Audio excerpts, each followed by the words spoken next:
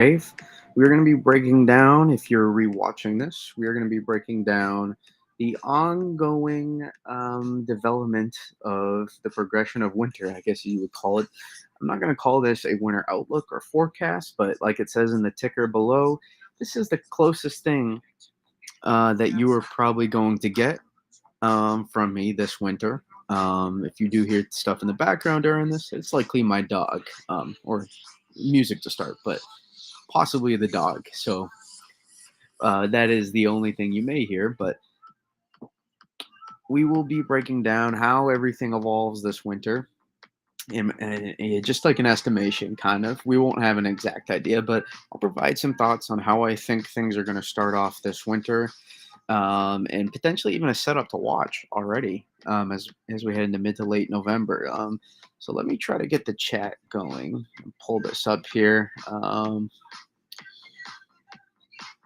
don't really love. The ticker's good enough, I guess. I don't like the change they made to the ticker. Um, let's see here.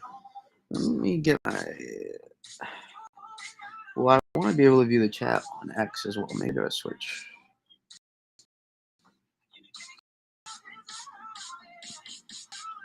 I'll get there.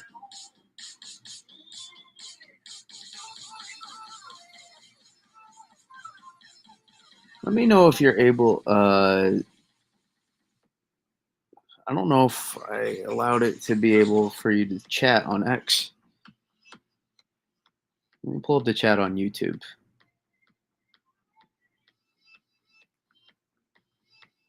CB Banner 19. It's been a while. We do. Can someone in the YouTube chat let me know if they can? If we'll get going here in a second. Let me know if they can comment on X. Just make sure for me. But how are we doing, Celtics Banner 19? Good to have you back.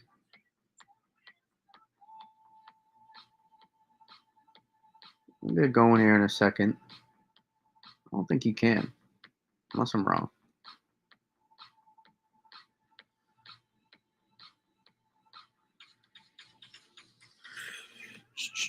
Again, this stream we're going to be breaking down my thoughts on winter, how things evolve. We'll just give it a minute for people to get in here. So it usually does take a minute.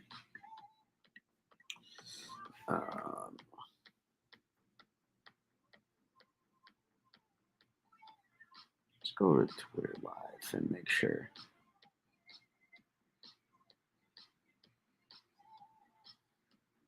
Again, if you're just joining, we'll get going in a second here.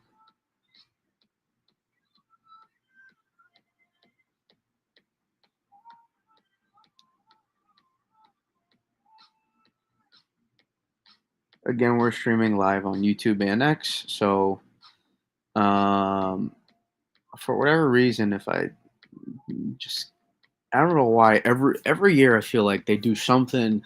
I just every year there's something different with the X, Periscope. Like it keeps giving me fits on how to operate on this. So. Okay, you can comment on Twitter. I just couldn't see them. It's not letting me open the comments for some reason. So I can't, for whatever reason, I can't see any of your comments on X.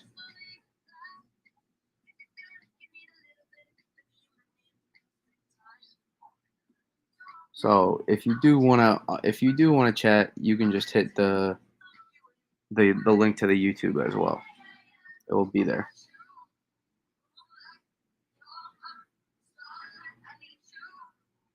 You comment or chat. There's a difference between comment and chat, though. CB19.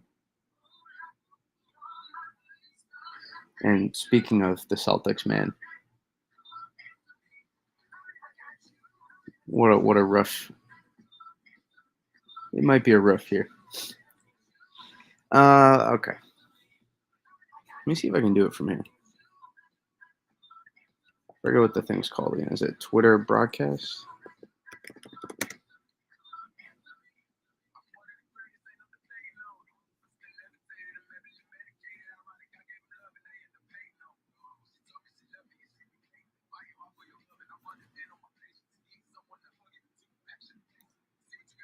You could chat too? Alright. For whatever reason, I just can't freaking see it. Maybe we'll try from the phone to see if I can see it.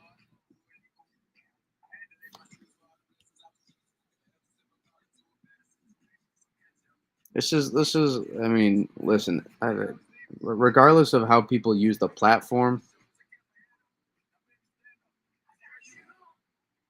let's see what people. There we go. Now I can see the chat. Now I can see the chat. Hello, Brian O'Connor,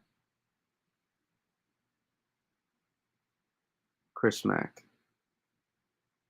Is also not a Western QBO, but we'll get into all of that. It's Easterly QBO, but showing a very weak polar vortex. Yeah, we'll get into that stuff. Yes, I can see it all now. Just no music now, which is fine. It's more for me than for you guys, to be honest. Keeping pace. All right, let's get going here. So,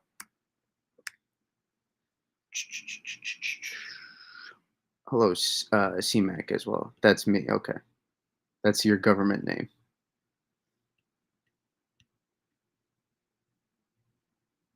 Awesome.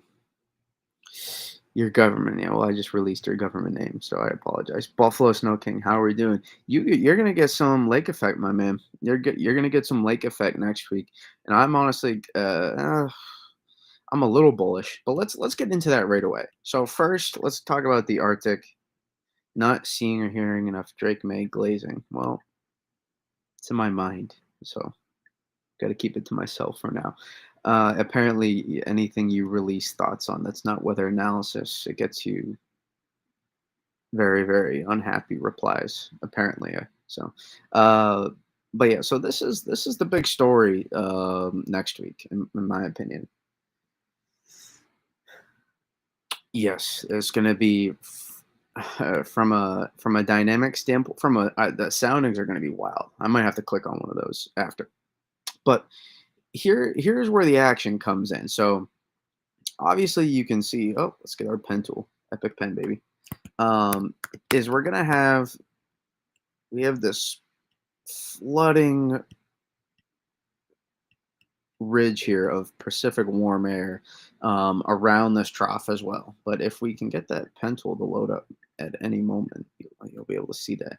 But we have this ridge, massive ridge here out in the western U.S. and this trough that drops um, in below that, and as a result, it's going to be able. This ridge is going to literally be able to flood down the polar and Arctic cold air from the north, and we're seeing a little bit of more disruption, a little bit more waviness now in the jet stream pattern as we I mean, we've seen some already, but a little bit more here. This is a really deep digging trough we're going to see take place here, and something I like to see. But the problem is, and the reason why this is not going to be a snowstorm for any of the more populated regions across the Northeast is because no our Atlantic ridge in here.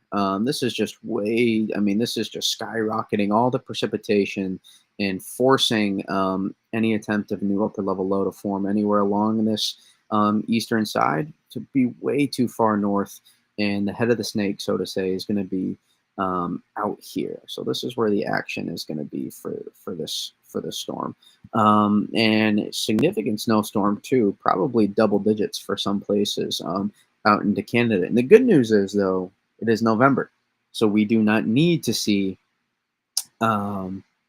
We do not need to see a massive snowstorm. We're not under the gun, so to say. We're not under the clock for meteorological winter yet.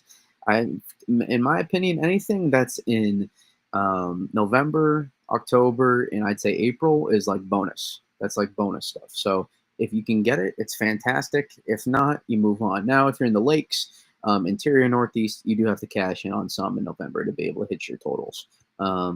Almost always. So that does play a part. And in fact, November is notorious for some of the biggest lake effect events um, in history. So yeah, especially once we get into mid to late November, that's when they start to really ramp up. But as I said, the good news is we can improve the snowpack here into southern Canada, interior Northeast. That's going to help hold cold air in place right? Because when we do get high pressure, when we do get the setups eventually for a strong southern, either a southern west-based and negative NAO, just a strong Canadian high, basically, it's going to help hold that cold air in place better, and that is exactly what we want come wintertime. And as we progress through here, I'm noticing the progression of the pattern so far has been very classic for how I think it's going to evolve. If you guys remember way back in October, we saw I quoted a tweet about the Pacific Jet, and I said once that thing retracts, we may get some early start. We may get an early start to winter, and I was like, something to keep an eye on. And sure enough, there was a lot more pieces. Listen, I put that out there being a little bit. There wasn't a ton of nuance to that tweet, to be honest. It was more of just a more of a gut thing when I put that out. And then once we started doing some, we kept it digging there, and then I was like, something could be brewing. Once we started looking at the Japan teleconnections, then in terms of when storms happen, anything. Here's a good cue for anybody that's ever looking at winter weather in the Northeast, especially. Always look at what's happening in East Asia. Anything, whatever's happening in East Asia is probably going to come to the Eastern United States in some form or fashion, Central and Eastern United States, in usually about 10 to 15 days, depending on how fast the flow is. And so that's usually anytime you see whatever is happening out here, usually some form or another, you're going to tend to see happen out there. That's just a common, uh, you know, teleconnection that you can kind of put together. So as I see stuff evolve here, I notice we do get this, this large, right? This large trough that's going to send in this deep polar air. As we're getting a small lobe of the polar vortex, technically already being sent down into this deep, deep trough here, and that's going to funnel in cold air on the backside. So we're going to be pulling in our coldest temps of the season, maybe some record-breaking temps for some places. It's not unusual when you're seeing that big of a trough kind of dip down into the U.S. Yeah, Buffalo Snow King definitely have to pull a sounding or two. I'm very intrigued. And so as we progress here, notice what happens. Now we have cold air on the backside. So this is I think this is the opportunity here. The end of the backside of this storm. Watch what happens. As we'll go to upper air, we'll go to temperatures, we'll go to 850s. Look at that. Look at our 850s. We're talking we're talking below zero at 850 down to the Gulf Coast. Literally the Gulf Coast, not the region, the actual Gulf Coast. I mean, freaking ridiculous. That's ridiculous for this time of year. That's a real, true polar air mass that we're tapping into. And then take a look. I mean, that is deep, deep, deep Arctic air. And so that's why we're going to see a lake effect as soon as we start seeing the wind. And we're going to see these winds here come out of the northwest and eventually more the west as the system continues to slide further north and northeast. And you can kind of see that already. And then this is when you start seeing a little bit more of that wind shift as the storm slides up. And then another system comes in as well. It's a little bit more Clipper-like, so to say, is what I've been calling it, based on the upper level energy profile. There's just not a lot to show of it, but that will be able to potentially provide a little bit more boost to lakes maybe after as well, if the thermals can come together at the surface. That will be, I think, the only question at that point, because above the surface, there's a lot of good stuff happening to be able to get lake effect. But this is where the action comes in then. Now, on the backside of this storm, and I think this is where everybody should be looking at their opportunity for their first flakes in their first. A couple in Mass saw some, and Connecticut saw like some flakes mixed with some sleet, and you can count that for sure. But like true maybe coatings and minor accumulation stuff like that, not like a first actual snowfall. I think this is an opportunity for a lot of people. A lot of coatings to an inch. Wouldn't be coatings to half inch. Wouldn't be surprised. Northwest of 95 here into southern New England, into the mid-Atlantic, and down even into the south as well. I would expect a lot. I think many in this region are going to be able to cash in on their first snowfall of the year. Zoom in a little bit more if you want. Go to North America, zoomed out. Talking about really this area here, I think, is where many are going to be able to see their first flakes. I think a lot of people in this area are going to be see their first flakes to even first minor accumulation. This 11th to 15th time frame is where I kind of, and this is what sets in the cold air. And again, there'll be some transients to the pattern. It'll be a little bit transient because it's early to mid-November. I mean, we're playing with house money right now, so the climate just doesn't the climate climatology just doesn't support there to be significant snow during this period. But you can see very cold Arctic air we're tapping into for this time of the year. But you are going to have that Pacific air still flooding in, and you can see here from the ridging going on out west. I mean, it's just an influx of Pacific air. But anytime you get an influx of Pacific air, and you have this deep Arctic air, somewhere you're going to see snow, and probably a lot of that will be in the far interior into Canada. But then when the next polar plunge comes in, this is what I'm keeping an eye on right here. This I'm keeping it. This is a sneaky. It's very far out. It's very far out. But this is something it reminds me a little bit of something we would see last winter of a clipper kind of coming through. But the only difference is I think we may start seeing the proper blocking in place to prevent this thing from just sliding and then developing way out here. We got to keep an eye on a potential development offshore for this system about 8 to 10 days out is what I would say, somewhere around that range. And if we take a look at the 500 millibar set, this is a rough. Don't look at the specifics, but the some version. And again, this could be. It may not be. I think this could just be another strongly interior hit again. So this may not be. Excuse me. We may not be ready for some of these places to see significant snowfall yet, especially I-95.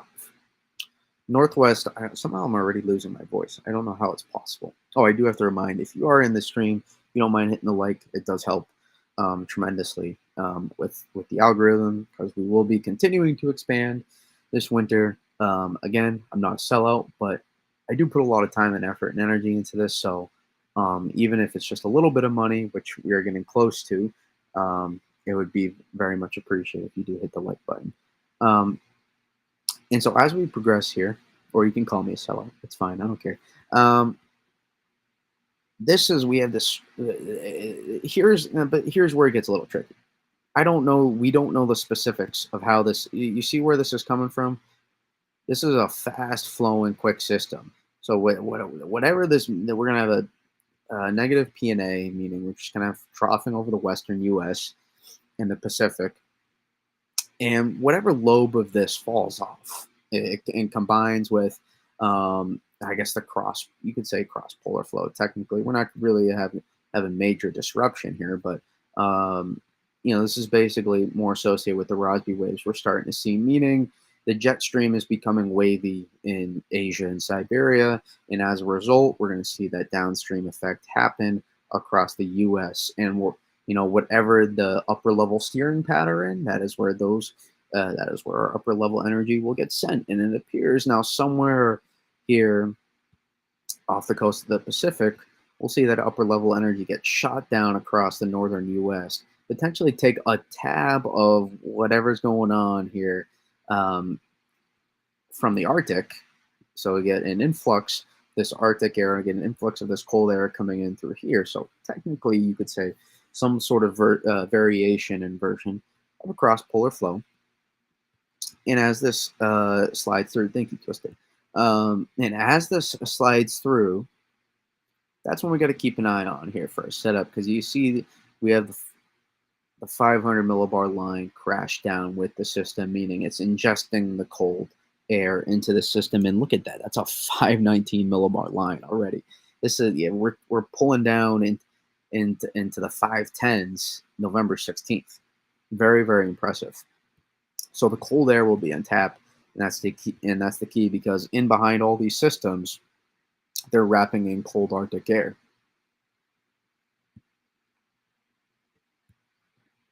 You can see here, wrapping in cold Arctic air. So even though we have this strong Pacific ridge, now down the line, and we're going to talk about, don't worry, we're evolving into winter. It's just we got to talk about what's happening most recently in this progression here. Oh, my dog farted. It smells awful.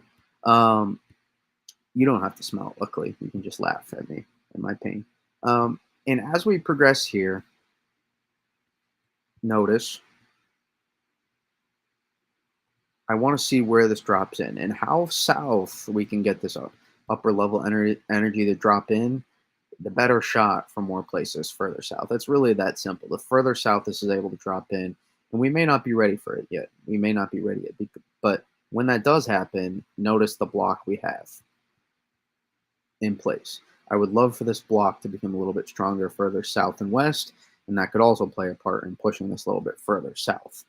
So if this becomes too constricted and there's not enough stream separation in behind this system here, it's kind of a 50-50 setup, so to say. Then this becomes maybe a little bit more clipper-like, and maybe that's not the worst thing because it could flatten the system out, unable to pull up as much warm air into the system, and we're still get that southerly track, and we're playing with house money, remember. So any snowfall is appreciated, and then the focus would be into something like that region of the U.S., so to say. Again, north of New York City, northwest of 95, is where I'm looking at to be favored right now. So as we progress, that is something to watch for in terms of this specific setup, so to say. But if we do slow it down and we are able to get the proper block in place, unlike what you see here, then this would be something to watch. I guess we can show the ensemble. Probably it's not even loaded out yet, so I guess we can't show the ensemble. Have to stick with this.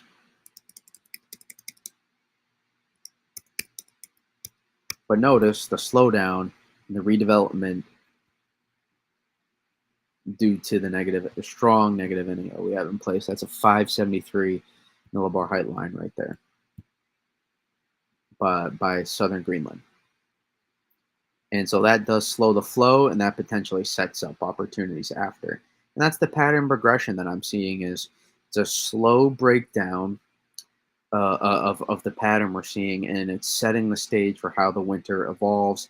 And regardless of whether or not we see any actual snowfall in these places, what we will see is significant build of the snowpack across these places here, and that will help. That will help continue to funnel. Probably not as much here, to be honest. I mean, some will come just from trough dropping into the elevations, but this is the focus here: is the snowpack continuing to build across west central Canada, all well, much of southern Canada, and southeast Canada, especially as well, and into the interior northeast. And that is where we will be able to see that continued improvement of the snowpack take place. Now, that leads me to my next, I guess. Go X.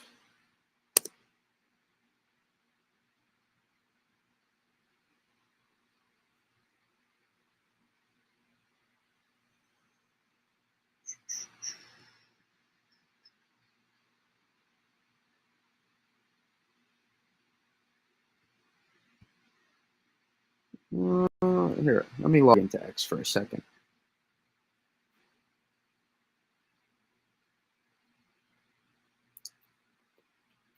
Because I want to pull up my tweet and it can better. I want to reference that thing I said.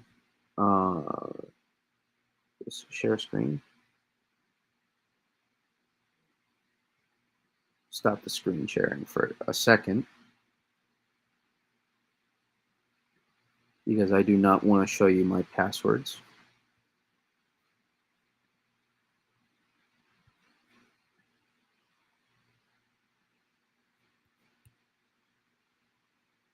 Did it just do it anyways? Or is it just behind?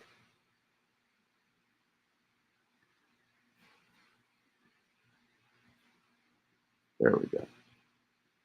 Beautiful.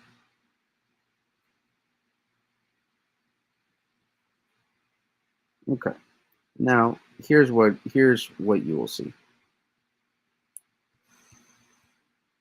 Profile. Why is this so zoomed in? I want to see my tweets. Oh, here we go.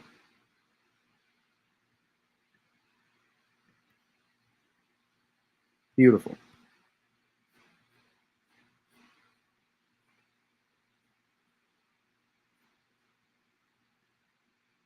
So here's the GIF that I wanted to show you. Can I make it bigger? Or no? I guess we'll have to live with that. So this is what we're watching right now. I guess I could do the same thing, but I don't want to click back and forth, and this is the best way to describe it. Um, we have the snowpack continuing to build in through here and here. So we'll see this continued progression of the snowpack here. And remember, this is your Arctic Circle. This is where your polar vortex is out here. And so we are looking for the continued progression of snowpack to evolve here into central and southern Canada. And so that when we do see disruption, we want to see the cold air funnel. Here's how I want to better describe it: is it's a idea of the progression of where we're more likely to see the cold air want to funnel. And so when we get cold air displacement into the central U.S., that means we get troughs to drop in over the central U.S. And we want troughs to drop in there. We want upper level energy to drop in over the central U.S. So that means it can ride up the East Coast. That's basically what you want to do, or so to say, something like that.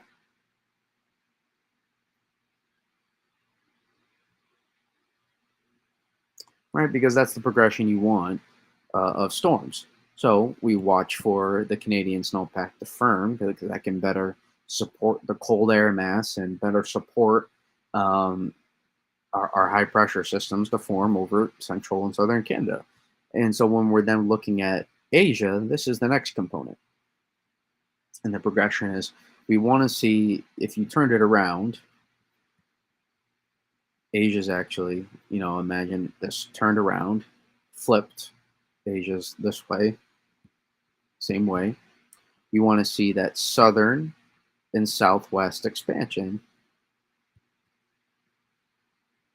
of the snowpack. And that's exactly what we saw to start November. We had a fantastic start, and then we had an abysmal second half of October. Although I will say is when you have easterly QBO and La Nina in place, even though weak La Nina, technically a borderline weak La Nina to moderate almost, expected to continue to weaken, which is a good sign. We want to see that. Um, we love weak La Nina, neutral, weak El Ninos is kind of what you look for, um, especially for people along the coastlines. And so as we continue to progress here, uh, that expansion into the mid latitudes oftentimes better helps link our connection to the polar vortex. Again, this is where it starts to get a little bit complicated. So I'm trying to simplify it without taking away from the scientific accuracy, so to say. And even then, I'm not a genius on the scientific accuracy part. So stay with me here. As we progress, it's a sign we can link a connection and basically better allow opportunity for a warming of the polar vortex, better allow an opportunity for our Rossby waves to form, and we can also what happened? Oh, something happened. You know what? Let me pull up my posts and my notes so I can better clear my thoughts when I say this. No, I had my post here.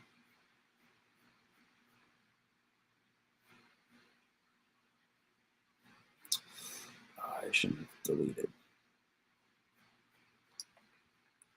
This will take some sliding. But yes, we will look at. I do want to see the sound and feel lake effect snow as well.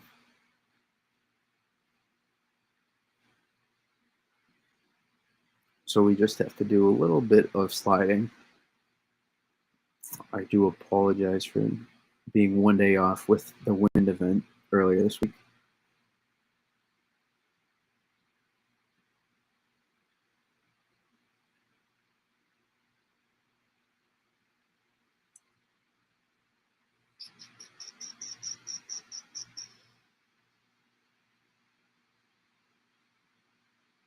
Did I? No, this was not the post I wanted either.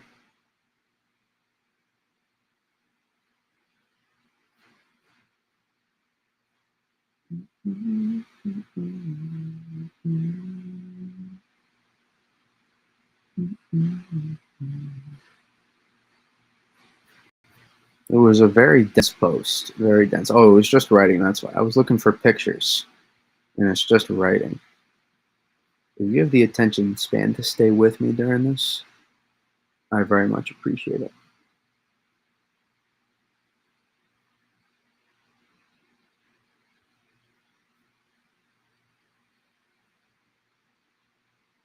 There we go.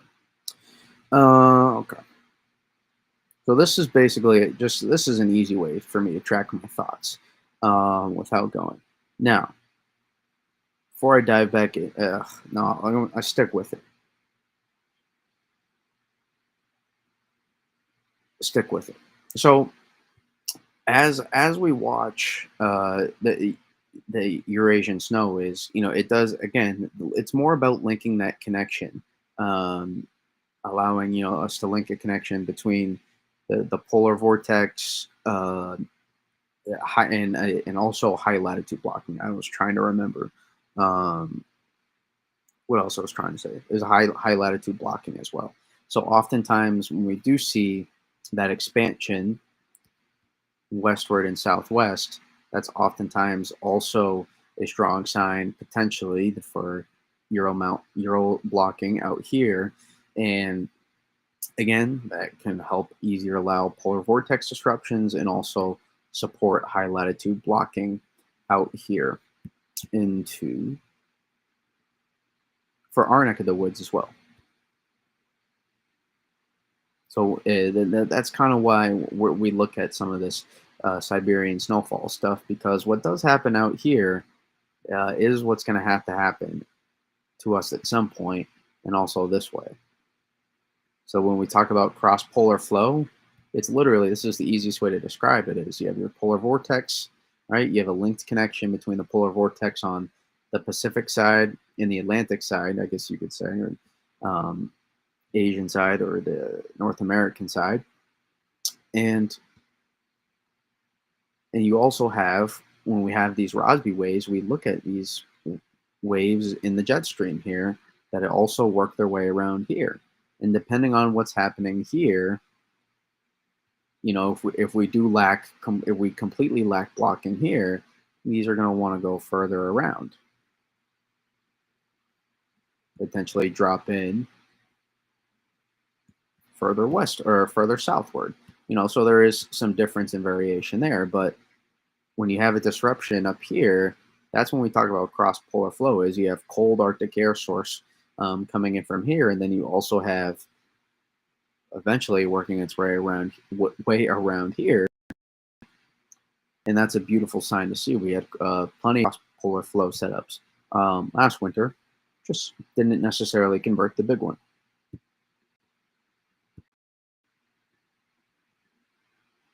I'm seeing a lot of Northeast saying there's going to be a good winter for all of New England. I'm not confident in that part, and just due to the natural, I'm more confident northwest of 95. I think along the coastlines, you could be running tight with the thermal gradient at times. That's just a theory, more so than reality. Or yeah. So I wouldn't listen to me too hard on that, on the specifics. The specifics are too hard to nail down. They're way too hard to nail down. That's why I don't do winter outlooks anymore. I just don't think there's too much value. I think it's a crapshoot, and I think it's just a good way to get uh, engagement. Not that it's absurd. That's not a bad thing. Listen, if that's why you're doing it, then keep doing your thing. But you will not be looked at for actual information if you just go for strictly engagement. Now, some of the best people are able to get the engagement, but once you get them there, they're able to actually provide some pretty good info. Um, and there's many in the industry that kind of tether along that line. And then there's others that are just a joke. I don't care. I'll say it. Direct weather. I don't care. I never met the guy, but he was so bad. He took so much flack. He had to delete his Twitter account. That's how bad it was. He may have brought it back. He deleted his Twitter. He's still going away. I saw it. It somehow got into my recommendation. You know what I saw? Blizzard Watch for the entire Eastern U.S. That's what he put in his thumbnail. Fantastic. All right, let me get back because apparently we lost the viewers as soon as we started ranting. Um, See, this is why I didn't do that because then it would have been this. But notice the expansion to the south in the southwest, which is what you want to see. Because that means you're getting snow into the mid latitudes here. You're getting a deeper wave pattern here into Eurasia, into the mid latitudes, and it's not just staying confined here to northern and eastern Russia. The fact you're seeing that southwest expansion is you're getting into the mid latitudes with the wave progression. So the same thing can happen, um, and that's where you can kind of see the linked connection on our side. So that's what we do look for is the Rossby waves, is what they're called scientifically. But here's another thing we're also looking at is the MJO. It's hard to say. I'm going to bet on it. It's gonna get to 7 probably at some point in November. Some forecasts are saying it may just stall at 6.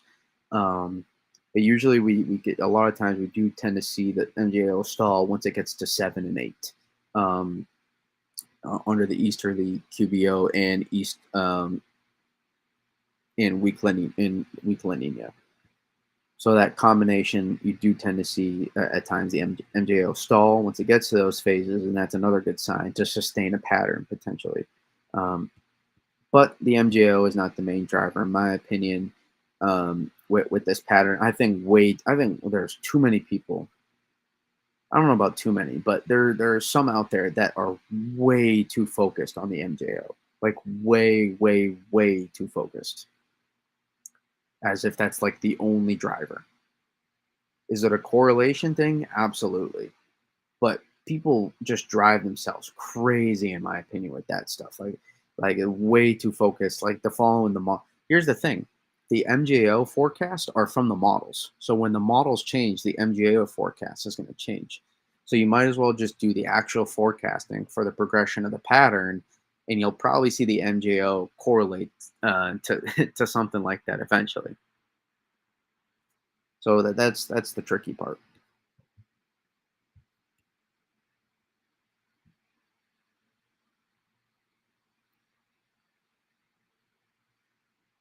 Right? Easterly QBO, we talked about going to help better support high latitude blocking. Again, slows the flow a little bit and will be an important part for hopefully, I think, this winter, at least to start, in my opinion.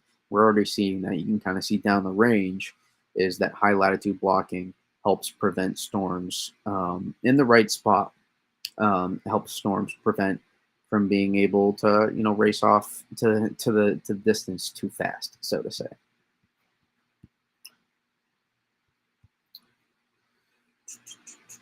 See, and also sea ice content. That's another thing. So when we look at for example, like into Hudson Bay up here into the Arctic, and then also up here into the Pacific. We look at all these places. Pacific is closer to average, which actually isn't a bad thing in my opinion. I do still believe it's slightly below average, but we are very much below average on the Arctic side as well when it comes to sea ice content, and that often means that's a sign that can better allow polar vortex disruptions as well, because the cold air is not well put together into the Arctic Circle. That can better allow. I'm trying to best simply put it, while not compromising the scientific accuracy of it as well. That's kind of the fine line you have as a forecaster. Is basically uh, I have to dumb it down for myself first to explain to you all. That's kind of the progression I go through in my head. Not that some of you on here don't understand this. It's just for the general public. That's kind of the point. I can forecast for myself as long as I want to, but that's why we stream, so you guys can understand it. And so that's where we're looking at. We have better opportunities than for polar. Basically, to sum it up, the lower sea ice content out in the Arctic, it better supports polar vortex disruptions. It better supports high latitude blocking and polar vortex disruptions, if not major disruptions. So that's another thing we have working for us right now. If you want to stay to date on that, Judah Cohen does weekly or um, every 2 weekly, however you want to call it, blogs. Um, I know during the wintertime it's weekly, so he does great updates on all that stuff. And so, yeah, in summary, I think we're going to be starting off winter pretty strong for the northern U.S. I think this region here is where I'm looking at, even down into here. I mean, this is where I'm looking at to have a strong start to winter. I think you have the opportunity to watch for the mid south and places further southeast. Is like what you're seeing now. Get something to split away from the flow, or maybe you get a trough to drop in a little bit further south along the western U.S. Find something to break up the flow a little bit, sit its way further down south, and then give you an opportunity potentially, if you can pull up enough moisture, to get some snow out of that. And you're already going to get something to start, even if it's just like a coating to an inch. Take what you can get. Man, I really lost my voice way more than I wanted to here. I don't know what it is about this. Maybe it's because we hadn't streamed in a while. More talking than I'm used to. Let's see if we got the loadout yet. I do want to take some looks at the soundings. Still not. Kind of. There's our NAO.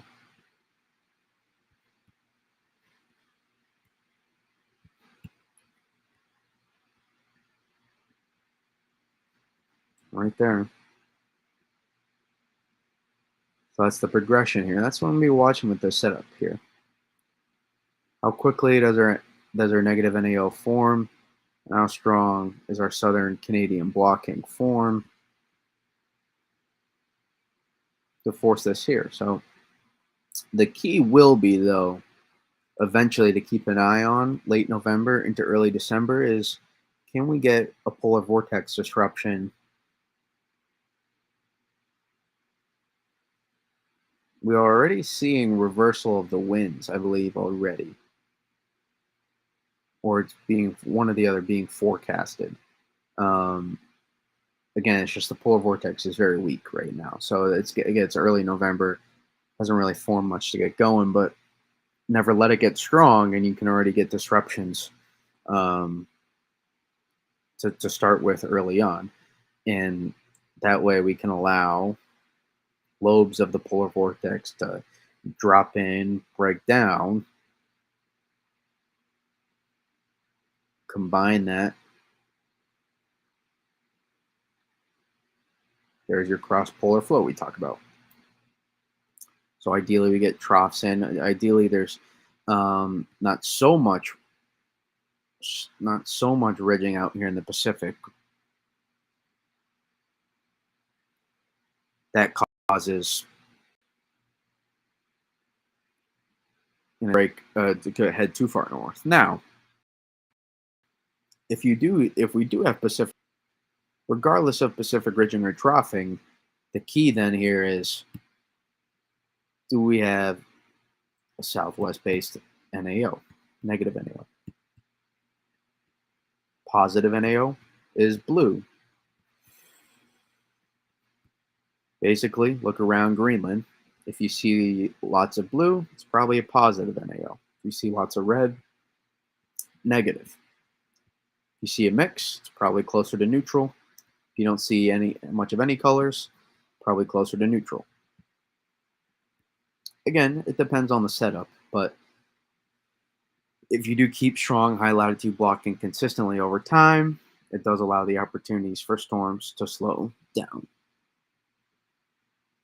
So that's kind of what we're looking at here. I think as we head into the end of November and we head into early December, that's what I'm watching for. Maybe potentially even longer as well. But in the meantime, you can only forecast so far out in terms of, man, I'm really pissed off about my voice right now. You can only forecast so far before things get a little murky. I mean, crap, man. I mean, it's hard to forecast the specifics down the line already in terms of the next 10 days.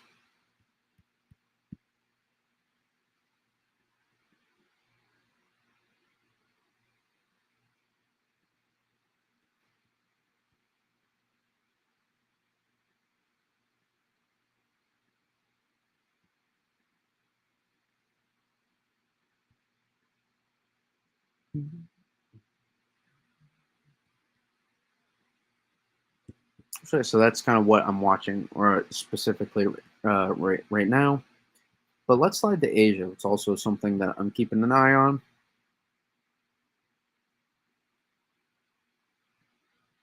because we talked about the connection.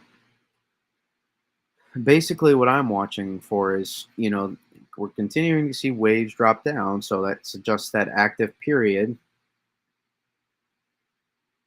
active storm tracks likely to continue into late November and into mid to late November and into early December. Likely, you're continuing to see that. Look at these. That's what we call Rossby waves, just waviness in the jet stream. And so, combine that with the right high latitude blocking, and combine that with cold air in place as well. That's what allows you to see potential snowstorms. So that's why we look at the continued expansion of the snowpack to the south and southwest,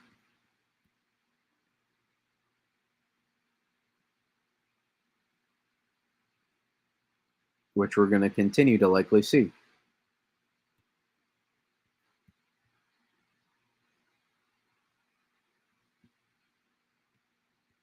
That's why we follow the snowpack.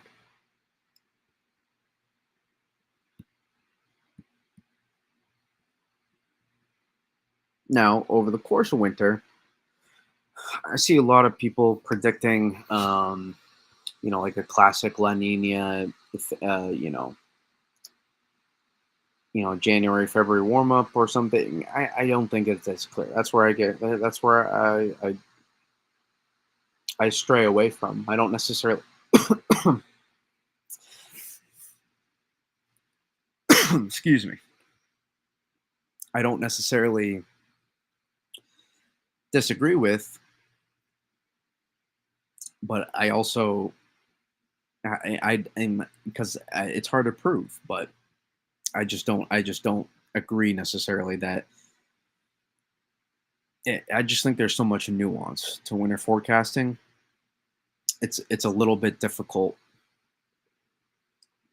excuse me, to say that that's exactly how that's going to verify.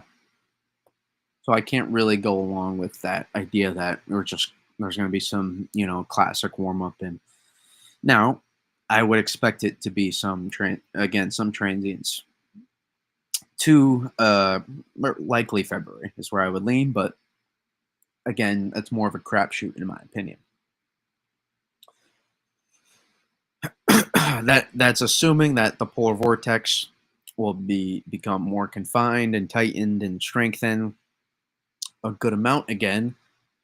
And that was assumed last winter, and we saw continued. I'm dying over here. We saw continued disruptions for the entire winter. Granted, we didn't get the right setups. I should say we didn't get the right specifics of the setups, but that doesn't mean we didn't continue to see continued polar vortex disruptions.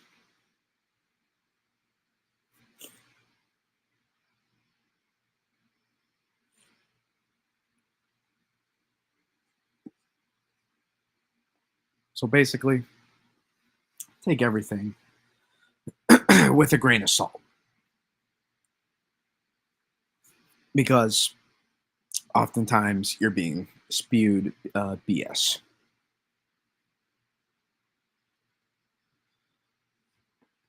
Let me get a water real quickly.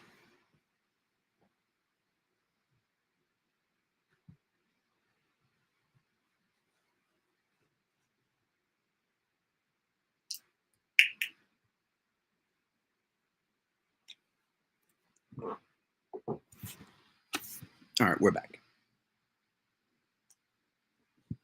So we have to continue to watch. That's why we continue to have to watch Asia, because what happens in Asia will happen downstream for us eventually as well, and it leaves potential clues. But again, it's not the end all be all either.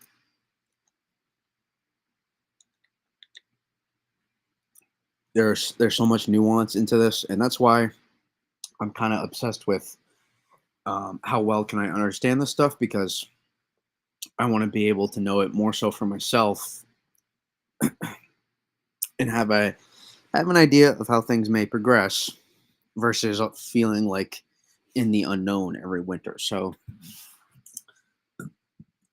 even though I call it a crapshoot, I'm doing my best I can to see how well I can kind of try to pinpoint and figure out things.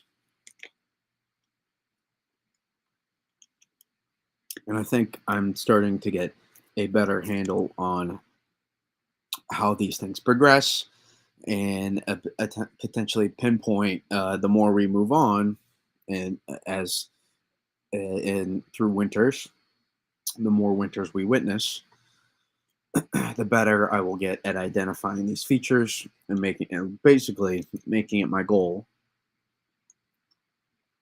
to pinpoint what's going to happen. I think we've done a pretty good job so far. I mean, I really wasn't expecting myself to start pinpointing stuff in October, but hey, man, I'll take it. Now we just, again, there's some trust in the forecast, but remember, there needs to be verification. Can't just, predict it and not see the pieces start to unfold. You have to see things play out. That's that's really important, to watch things progress, play out, and continue to develop. Even if there's, some small variations to the forecast, the overall theme stays the same. And I have to say, so far, there really haven't been any hiccups to the progression. We've continued to see Canadian snowpack expand, and we're going to see that only more. It's happening right now as we speak. And then also, I would also say that continuing to watch that expansion,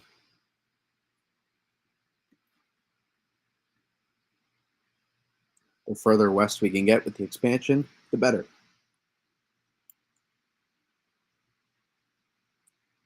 The further south, the better. with Siberian snowfall. And then also keep an eye what's going on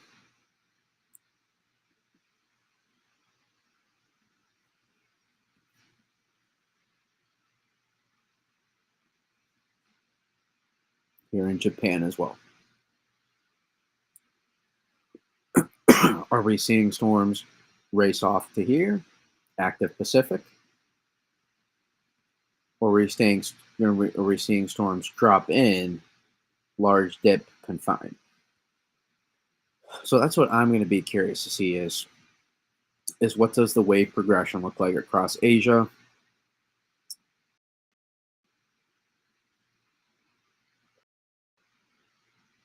What kind of dips in the jet stream see out here, and then how does this progress across the eastern part of Asia? And it's not breaking news, and why I was favoring the you might want Brady, why were you favoring the interior? Well, why were you so confident in the interior versus uh why can't Boston, why can't the southern New England coast, why can't New York City get involved, places like that. I would say look at climatology. Very rarely happens, but we are continuing to see we were seeing storms in East Asia run off pretty quickly to to the north. We weren't really seeing much dig to the jet stream in East Asia, and for me that was a pretty clear giveaway that it's going to be hard to get some significant snow or any of the right setups to support snow. Please slide.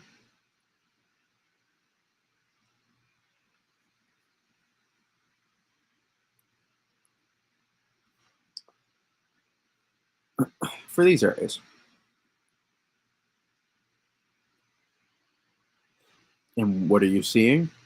Storm tracks sliding to the north. So that's the importance.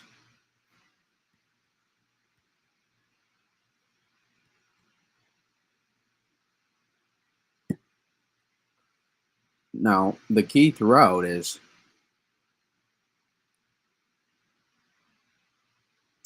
I want to see how well we can keep our snowpack throughout. If we can get the right snowpack for throughout December and we can hold it even through some transients, that can potentially set up not only more snow, not only a repeat offenders, but maybe also help building a snowpack to allow in some southern opportunities as well.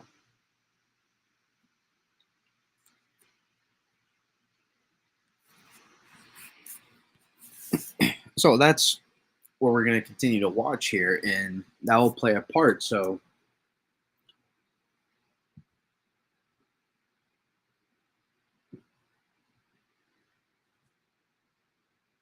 that even if we do not get the right setups for a time, so to say, if we can still hold our snowpack, that could still allow us to be able to set up when we do get the right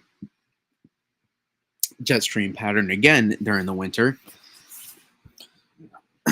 Well, at least we still have our snowpack to potentially still hold and potentially better funnel cold air in the right spots.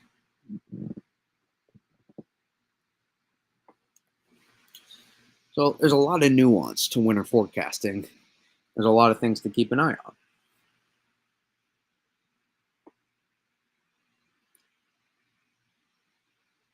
So I think we broke down a lot of that stuff. See, there might be some more stuff I'm forgetting that we'll get to. So fire away your questions. that you have about the winter. I know you guys naturally do. I hope the pattern this winter isn't as progressive as it was last winter. Have some hope after relatively active fall, says Kevin.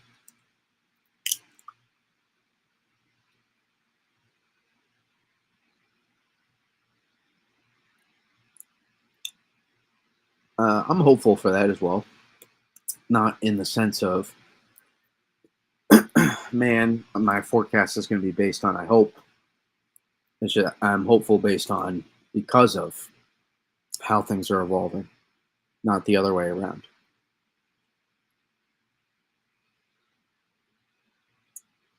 Let's take a look at a sounding for the lake effect.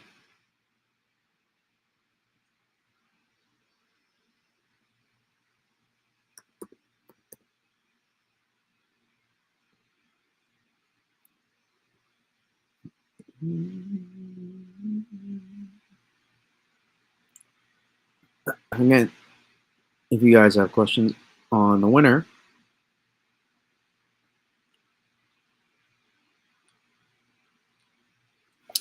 throw them in the chat, and I'll do my best to answer them. Even though it's not that my voice is dead, it's that like scratchiness where it's just like dying. I don't know what it is. I think it's because I'm always thinking of what I'm going to say before I say it, and I strain my voice completely. I probably wouldn't make a good singer then if I did that.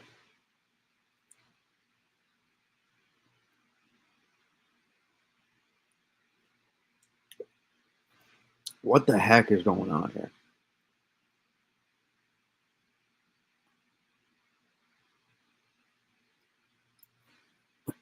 I don't think I can even get soundings for this model. Why am I doing that?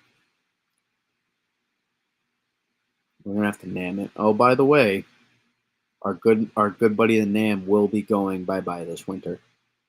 Say bye bye to the NAM. Or are they keeping it maybe for a little bit? What the frickety frack are we doing? I mean, you all can clearly see him clicking on this, but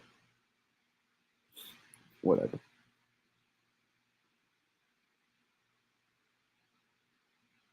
First snow of the year for the northern part in the Midwest there.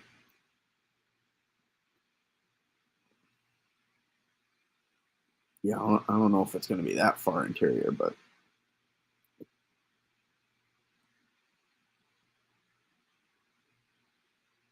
can I even get soundings? Or is it just not ready yet? Frick, we're going to have to go. We're going to have to go to our buddy, the GFS. The GFS, I hope y'all let go of this model this winter. There'll be times.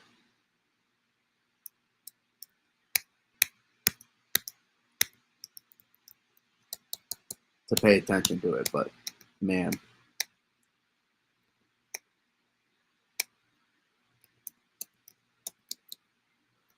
Yeah, I don't know why. That's hard for me to. Sorry, we're not really in great sounding range yet, so it's.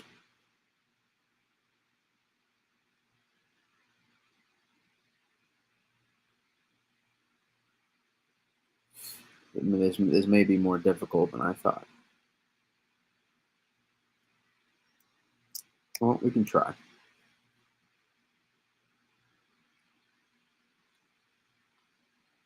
Mmm, that's juicy. Look at that.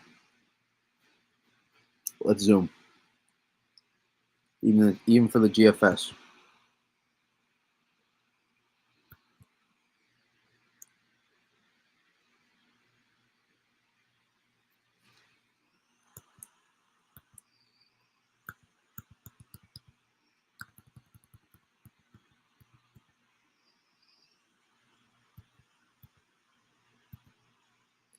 All right. Well, here's one thing I always like to notice.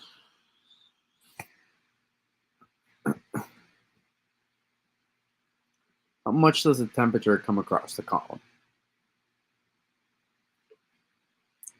Especially when we're talking, this lets you know how cold the Arctic air mass is. Look at your temperatures out here by 500.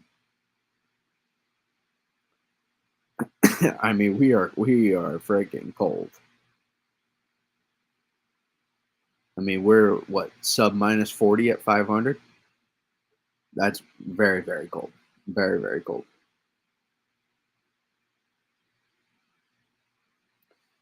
And then our minus 20 line, this is where we look for our dendrogrossome, which I still owe you guys a video on that. I forgot. There's our minus 10. Those are going to be some damn good ratios to start off the season, even.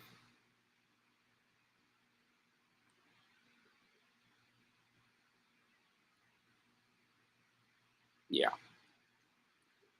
You can see that this is a thunder snow will be possible, if not likely, with that kind of gradient. I mean, that's a hell of a sounding. Because look how saturated you are even beyond. I mean, you're super well saturated.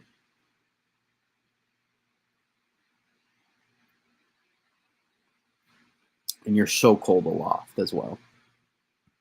That's a great lake effect sounding profile right there.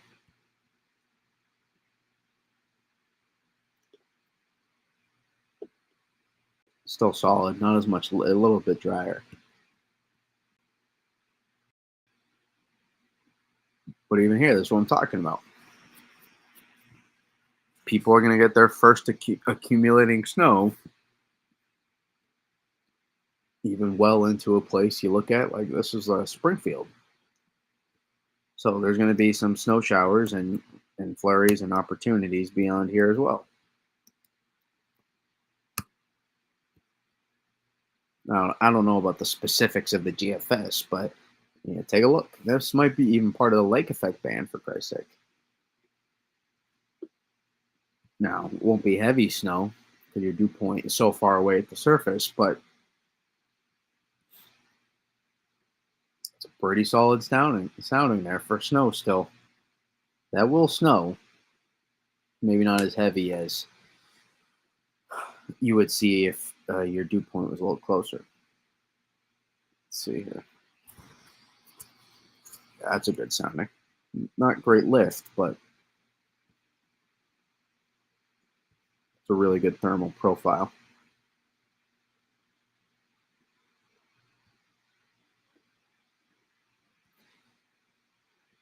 Remember, the lower in the column your minus 20 line is to minus 10, basically the colder aloft you are, the better your snow ratios are going to be.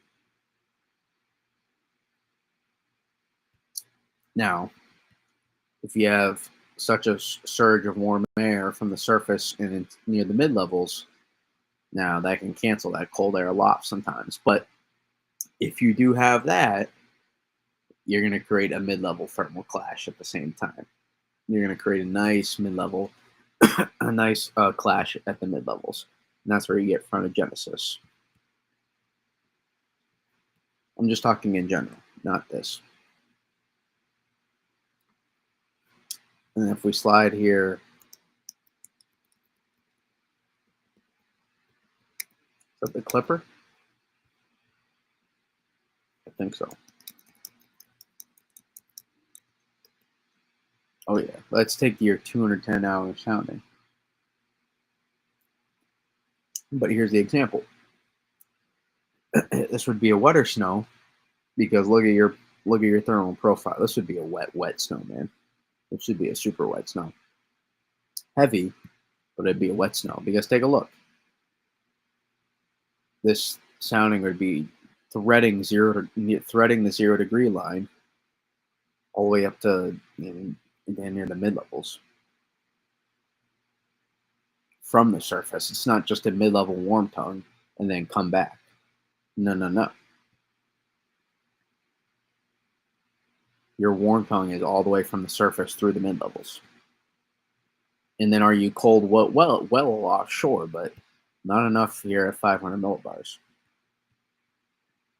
So much so that your minus 20 line is at freaking 450.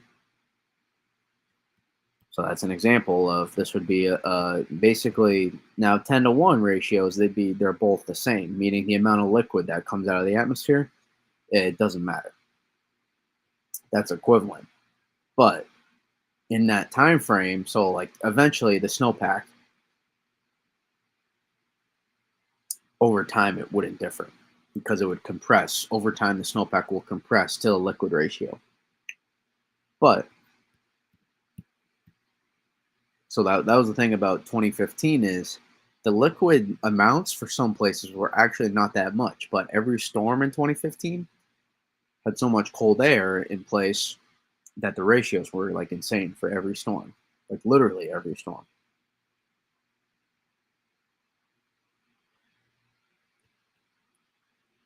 So this wouldn't accumulate. This would probably be, if I had to guess, this would be like 6, 7 to 1,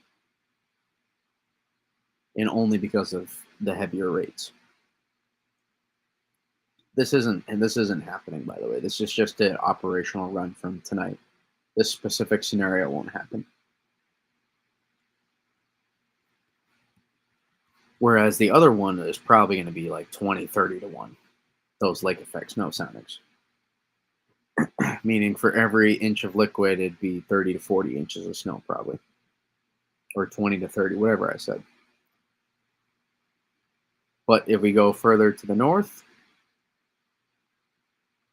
notice a little bit better. Now, this is something too. You get a little bit of elevation, these tend to do a little bit better.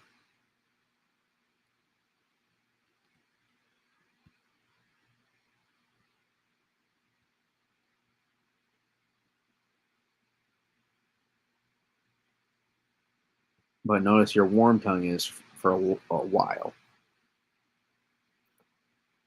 So even with an elevated spot, it's not fantastic ratios either.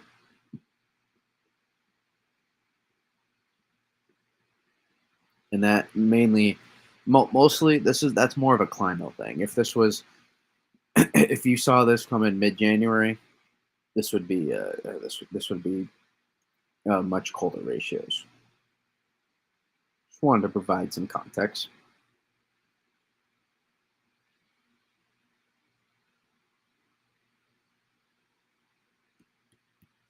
And as you can see, the GFS adjusting for the backside, nowhere near as prominent as it once was. Just wasn't in the setup. The setup calls for a lot of the moisture and energy to run up as far north as possible, like we talked about, and not hold back.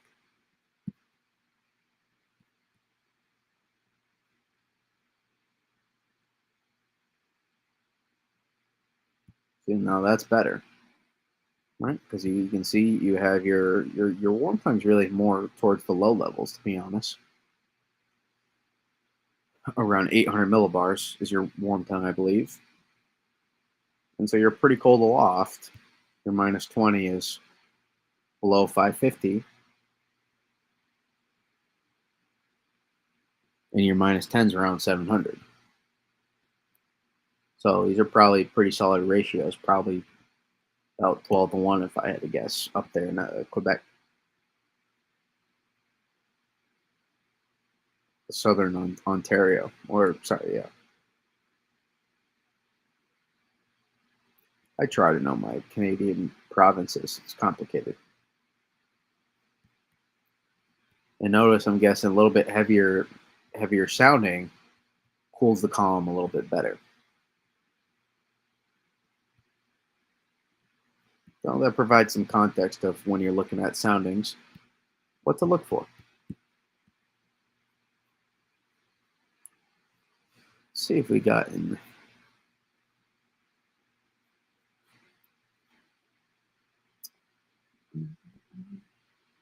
Remember, if you guys have any questions about the winter, about a storm setup, feel free to ask it. I should probably check through.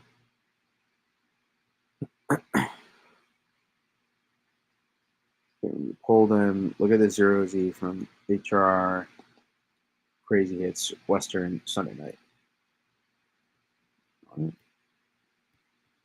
Does the HRR show it?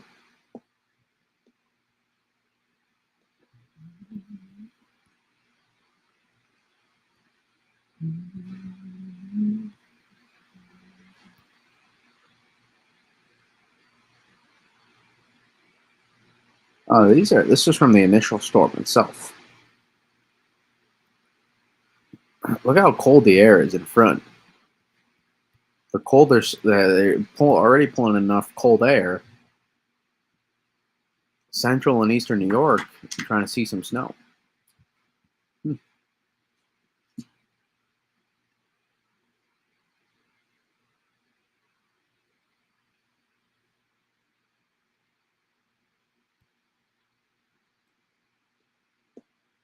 Wow, look at that.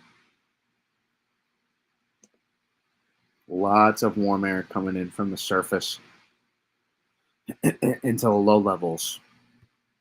But you are pretty cold aloft. DGZ is around 550 to 650. It's probably getting like 10, 12. No, not with that. It's probably closer to 10 to 1.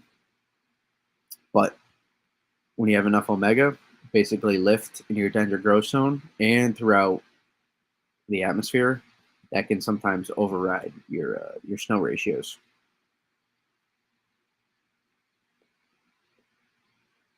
Very impressive. Maybe some thunder snow.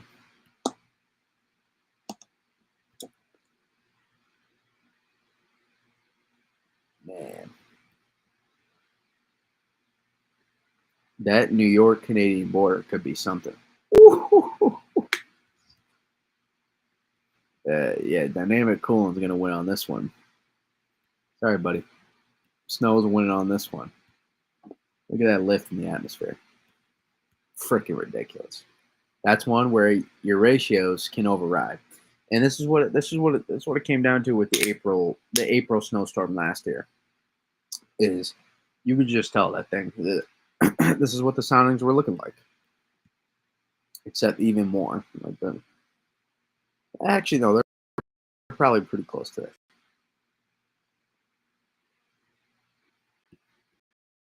Heavy lift, heavy rates, good omega, and the dendritic growth zone in throughout the column can many times offset warmer temperatures from the low levels into the mid levels.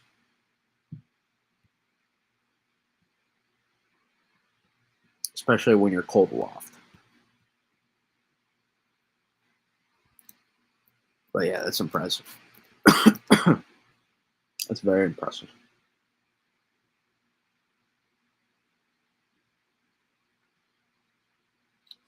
That's a great snow sounding. That's a great snow sounding. You wouldn't look at this. Yeah, I guarantee you the rates on this are probably greater than the other one. And you'd be like, Brady, what are you talking about? Take a look. Look how cold we are. Dendritic growth zone, 700 to 850. Dogs ripping farts again. Fantastic. You see where our dendritic growth zone is? 700 to 850. Look where it was last time.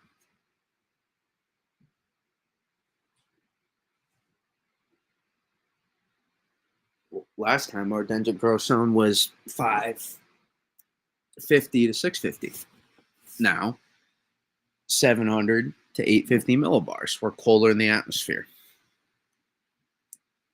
That means we're going to have colder, drier snowflakes. That will accumulate better. So even though we're 30 at the surface, and all that really is going to do at the surface is probably just help better create a better thermal gradient to support lift. To be honest. and you still have -1 omega. This is a heavy snow sounding rate. These are inch per hour rates, probably easy. Mm, what's the time of day though? Yeah, Ozzy. Yeah, 100%.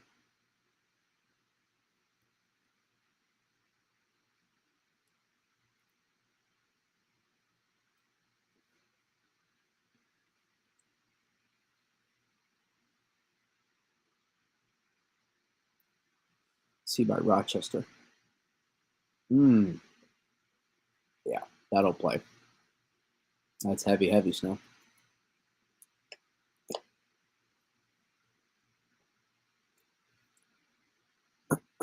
Love to see it this early, and it looks like another wind maker, another wind and rain maker for the south, for southern New England.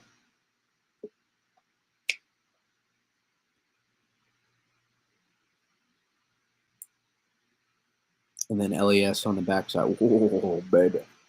Look at that.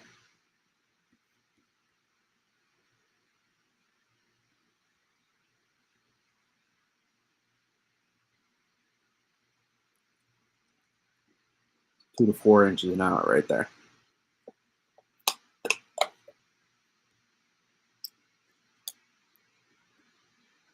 Someone look up flights to Michigan for me, please. I'm on my way.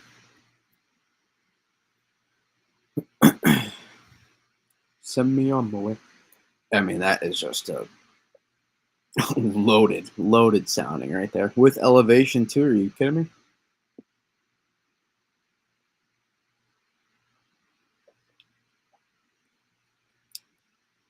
Forget Michigan. Send me to Ontario.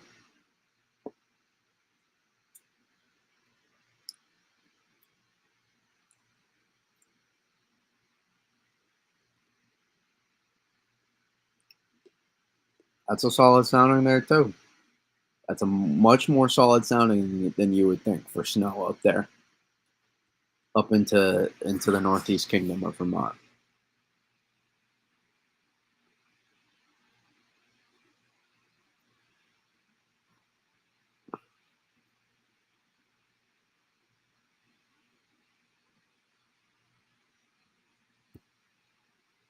So I guess we can get the 3K.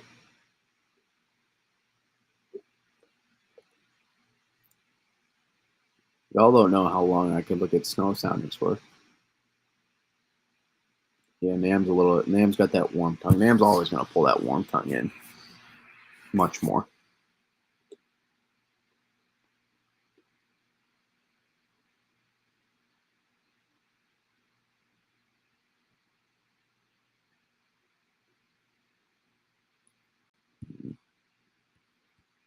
That's not juicy at all.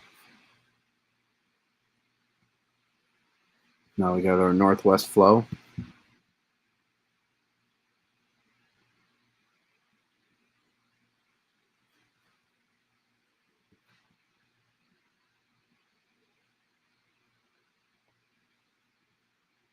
It's tricky.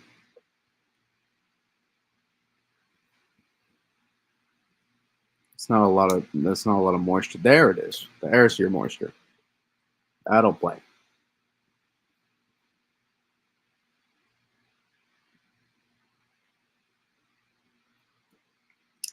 And that will get you heavy snow. It's a heavy snow sounding. You wouldn't look at this and go, that Brady, that doesn't look like a great heavy snow sounding. Absolutely is though. It's over -1 omega, right in the danger crow zone. -20 line is below 700. Your -10 line is dang near is below 850. And you're 27 at the surface with a pretty solid thermal gradient across the column.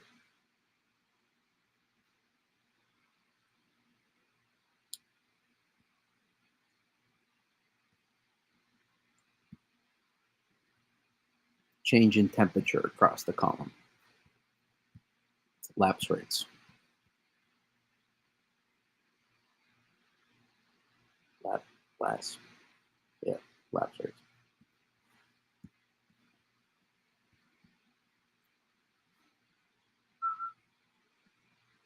See what the Reggie's printing out.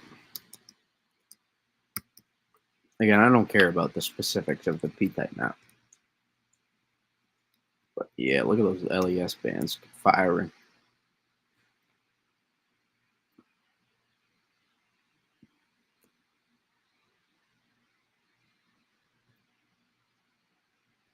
RGM showing a little bit on the backside. Now there'll probably be something on the backside. There'll probably be something, but it's just never as much as the GFS always does it. That the antifrontal systems that you see a lot of times, the GFS always does it. This is not quite that, but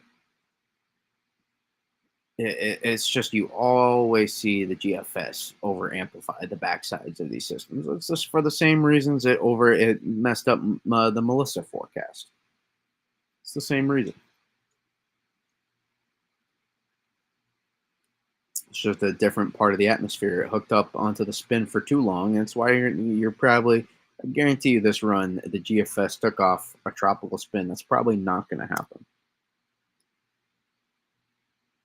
Yep. GFS has a tropical storm in 5 days up there in Southern Caribbean. Another one. Another one. DJ Khaled. It's just that it has an awful bias with it. Awful.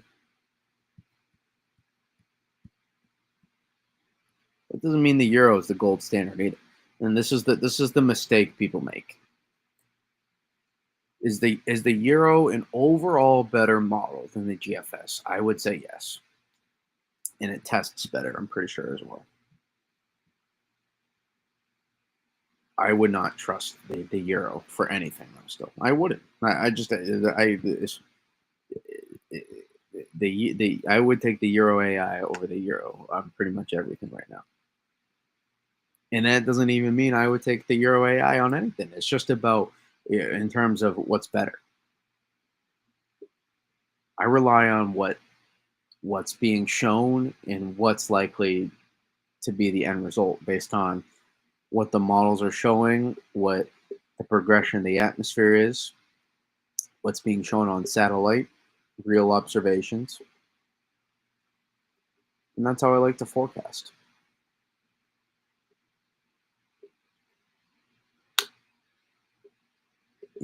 So that's I think it's a huge reason why you saw a lot of people.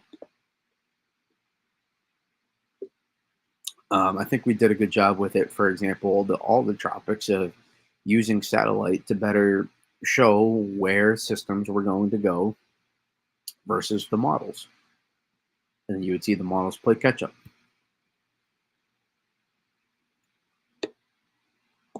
It's why we forecasted the track of Aaron so well. It's why we forecasted Melissa's track fairly well.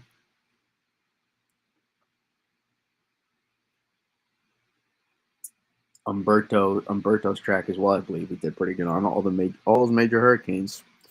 We did a pretty good job on. And again, it's not all lap around the track. It's just simply describing why learning how to forecast versus learning how to rely on models is superior.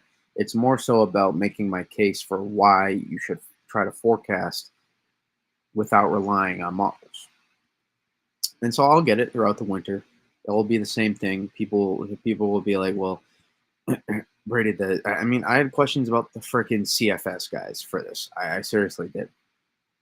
And not to discredit anybody that asked about it. It's just if you're posting about it, like, oh man, CFS is really inconfident in this. It's the same thing. It's exactly what we saw last winter. What storm was it? Was it a February or the January one? I think it was January 20th.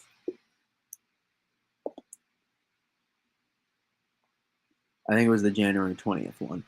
And the CMC and the RGM was the first to get the right idea, but then it stuck to this idea for way too freaking long, and it was consistent about it too. And I was like, all right, well, I'll say, listen, here's what the RGM's showing. I think it's not going to be quite be like that, but here's what it's showing. So I'll show the model most times. I'm not going to show the CFS, but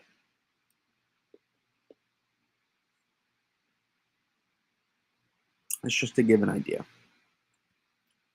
that models are tools, and you can't abuse every single individual tool. They each play a part.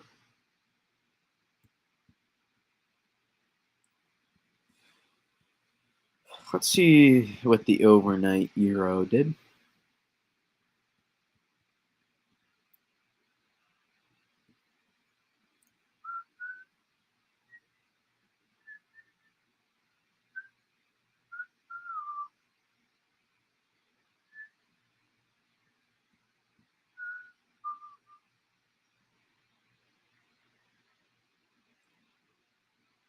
Really wasn't able to pull much down. So much of the energy on this got pulled up here for that later one. That's what I'm saying. It's too early to tell. This may not be a legitimate setup even.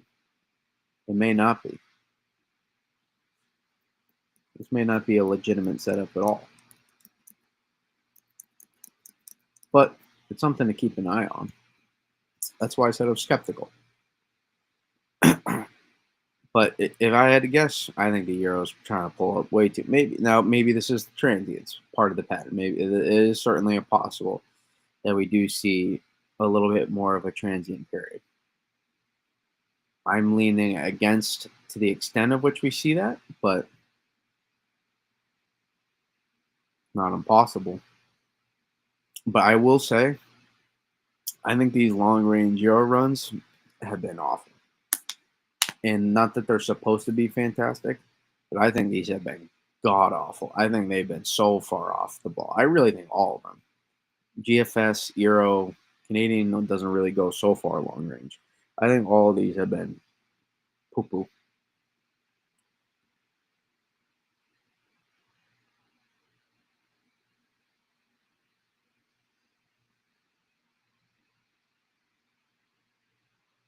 Like, I'm sorry. I don't know if we're going to be cutting across all of Southeast Canada.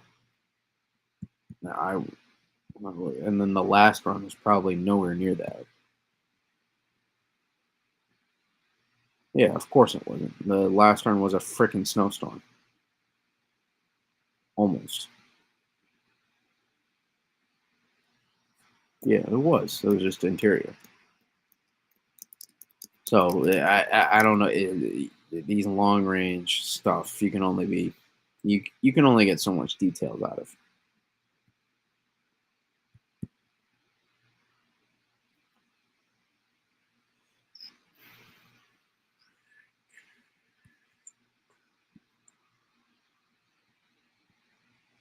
Oh, we have a new Canadian. Hmm, far as it go? 240 still. All right. Look like we'll have to keep track and see how this does this winter.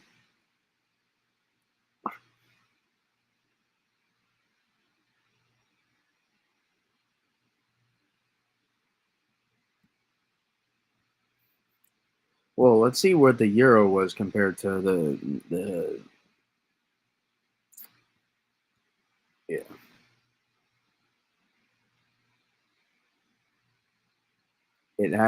Really does not have any bit of a west based negative NAO at all.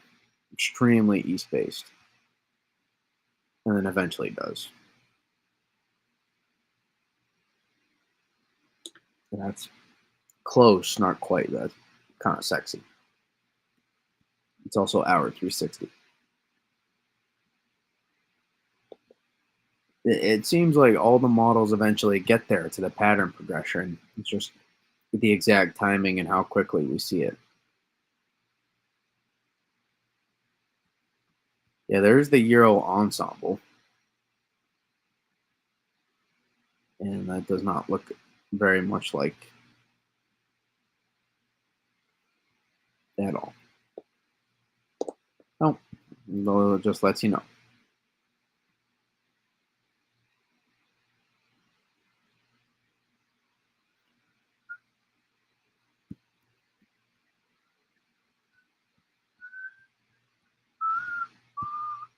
Okay.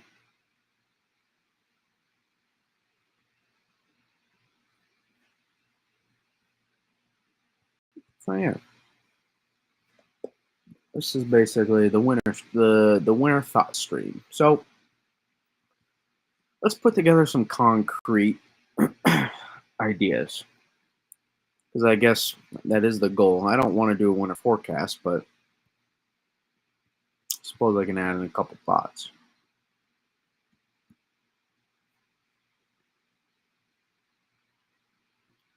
Now, not impossible,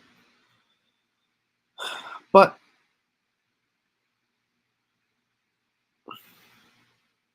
here's where I'd favor for more snow this winter.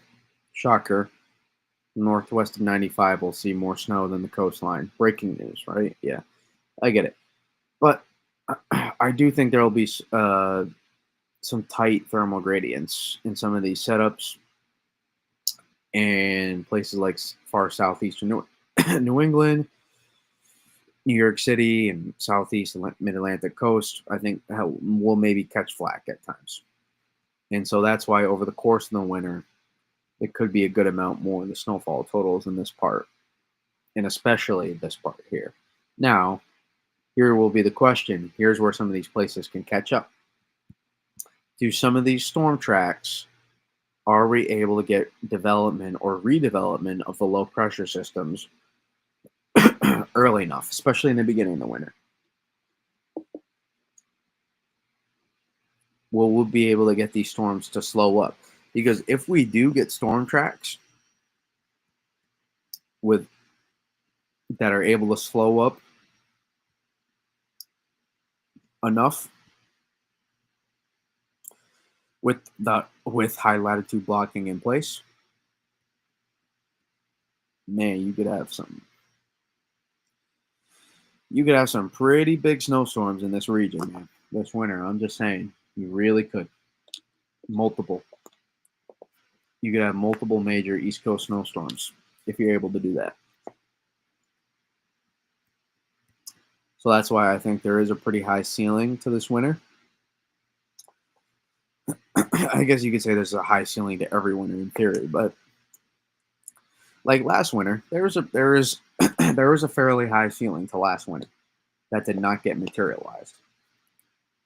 And you could go back to December with some of those setups. You really could. Then you could go to January, and then you could go to February.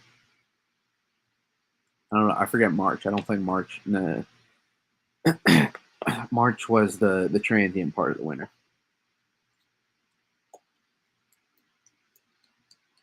But think about it. You could point out about three different storms at least last winter that you'd be like, man, oh damn, this was dang close to to being a to blizzard or a big snowstorm, and it just didn't happen. So that's reality. But if you're able to get storm tracks, well, again, that's the idea. Is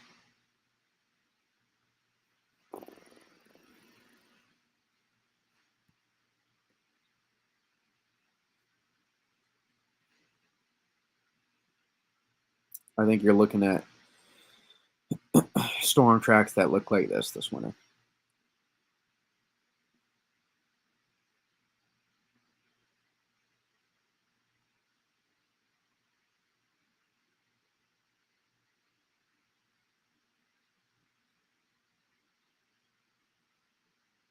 I think those are the kind of storm tracks we're looking at. And then also these. Now, maybe not that far northwest, but some storm tracks that are occasionally more interior. And so that's why over the course of time, Places northwest of 95 are going to stack up snow.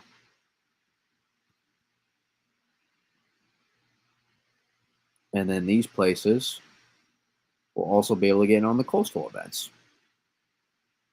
So you do the math, probably going to lead me to really like this region. I really like Maine too. I really do. I like New Hampshire, Maine as well. Down into down East Maine. I think this could be a really good winter for a lot of people. From from northern Mass into Maine. I think it could be a pretty good winter for a lot of people. I think Albany has a chance to have a decent winter as well. The specifics do have to line up for some of these places, like I always say. But I like the prospects. In theory, actually converting the specifics, that's a whole nother ballgame. So that's why I say I'm not going to provide you with numbers because that'd be BSing you.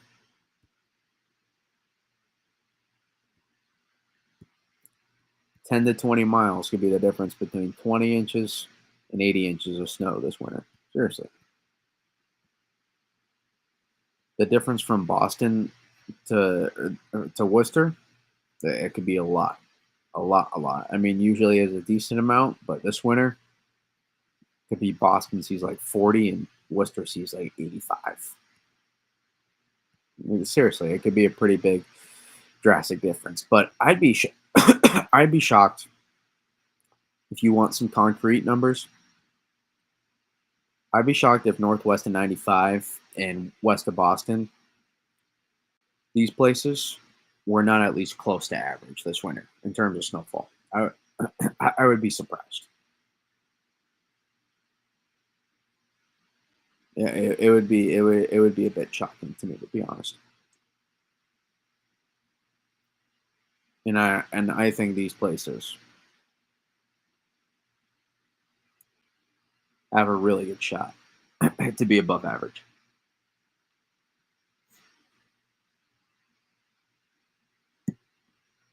If you want, that's more concrete than I like even to do. Sorry for the big cough. That crack in my throat was killing me.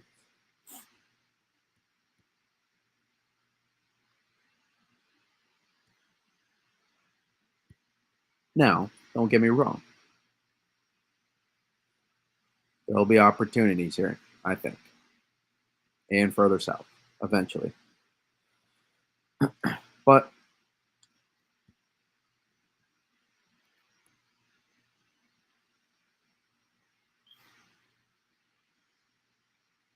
I think that's more of. I mean, and that's not a shocker.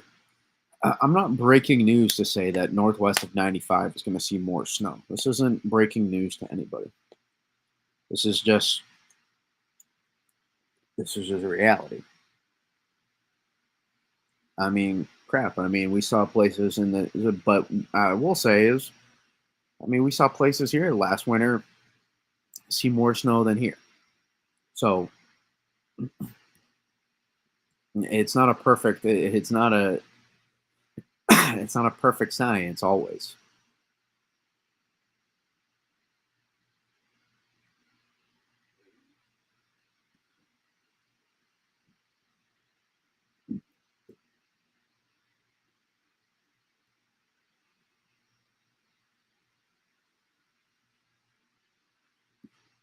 So hopefully that provides some context. Temperature wise, I don't know, guys. I think that's even bigger of a crapshoot. Breaking news: I think there'll be some Arctic cold shots, and I think there will be some fun warm shots. Shocker! It's really all about where those cold shots and where those warm shots happen. More so the cold shots, because that defines snow.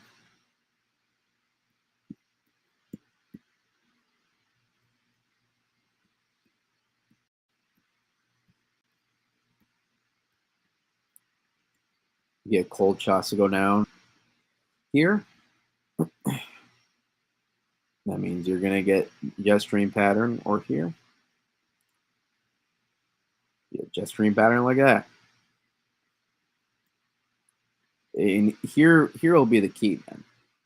Here's where will be the key.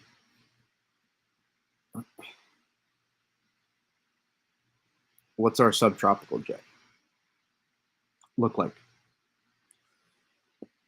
Will we have at times inactive enough subtropical jet to influx one of these guys that slips down enough so that we can get some Miller B setups and redevelopments off the coast?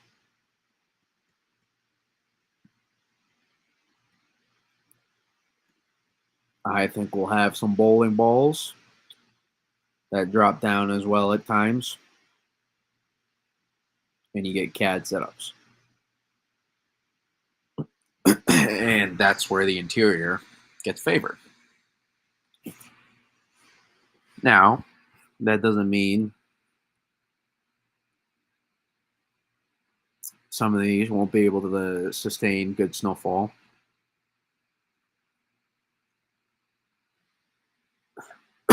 Excuse me. Down to the coast, so to say. But let's be real here. Those warm air advection events, they tend to favor further to the north. That's the reality. Over time.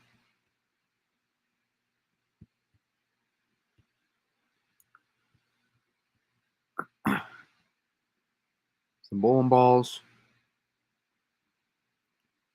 some single stream waves, some clippers.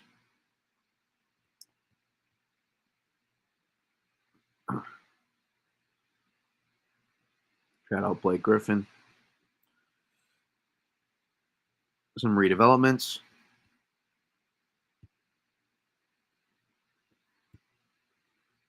And potentially every once in a while, with the significant significant enough polar vortex disruptions, potentially some opportunities for big time East Coast snowstorms. Now, if you get pressed on too much, even if you do get the right Atlantic blocking, it may slide off. And that's where your southern snow opportunities present itself, at least.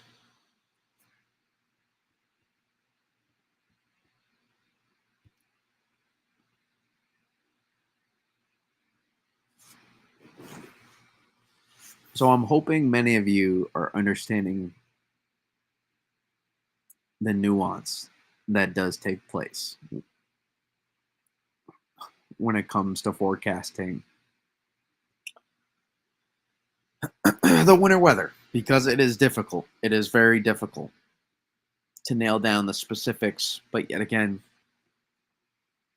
that's all you people want. And even when you say you don't, it's a lie, because I do too.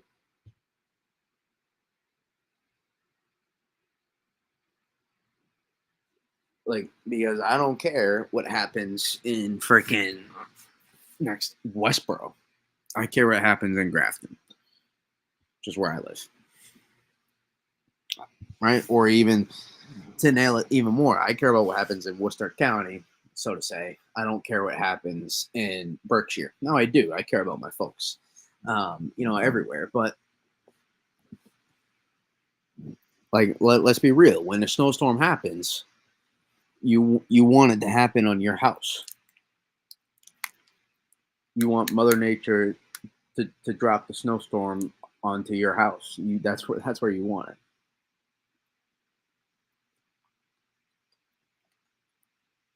Right. Imagine the dump truck just dropping that load of dirt right down in a specific spot. That's where you want it.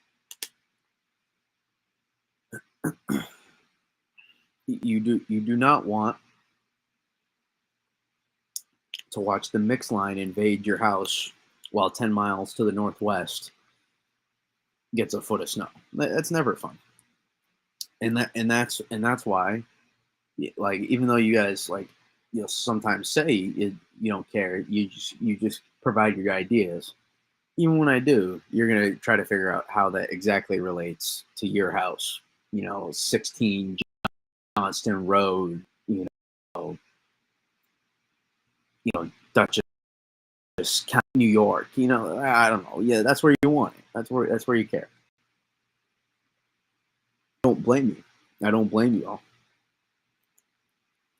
But I want you to know how hard it is to break down the specifics.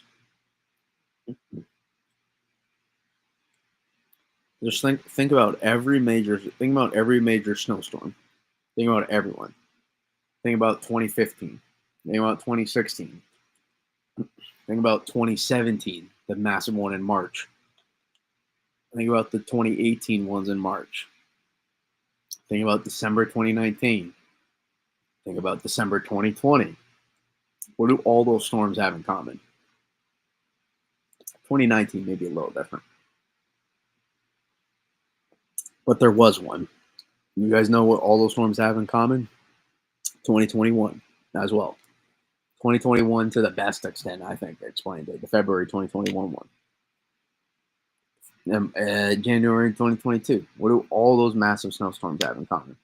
Well, there was a big band that happened, and whoever wasn't in the big band, it was not happy. That's the reality. For you in New York in 2015, you guys, you know how frustrated you were. And you know why? Because New York City, let's be real though, New York City still had 10 to 12 inches of snow. Let's not sugarcoat it and say it was the worst thing. It was just the expectations of the Euro model providing 36 inches of snow. But look at that progression. It went from 8 to 12, to 12 to 18 in central Long Island, to 24 to 30. And it was all in like a 30-mile range. Same thing in Massachusetts. The western edge of Worcester County, I think it was like 15 inches or something. I don't know.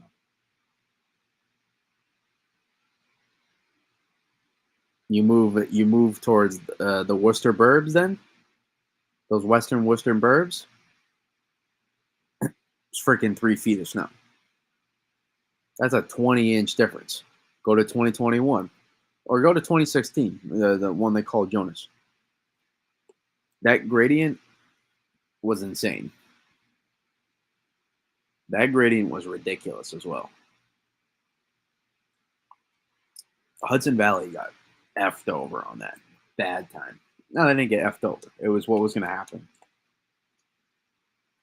But when you view it from the perspective of, man, I was 10 miles away from 2 feet of snow, that'll change your perspective. Like says, true. It is true. I'm not a genius, but what I'm saying is true. So when we talk about all these specifics, think about that. And once you start thinking about it like that, it will change your perspective on how you view winners. It will completely change your perspective. And when you view it like that, you'll completely understand when I say that last winter was not as bad as some of you make it out to be. Now, for the Mid Atlantic, it was a great winter. For the South and the Gulf Coast, it was a historically great winter. But for the Northeast, it was not. Actually, Maine ended up finishing decently, I think, because I think they had a decent March in April. But Southern New England, Long Island, New York City, Hudson Valley, it was all in some variation of below average, even if slightly below average in some places. So, but think about all those close setups.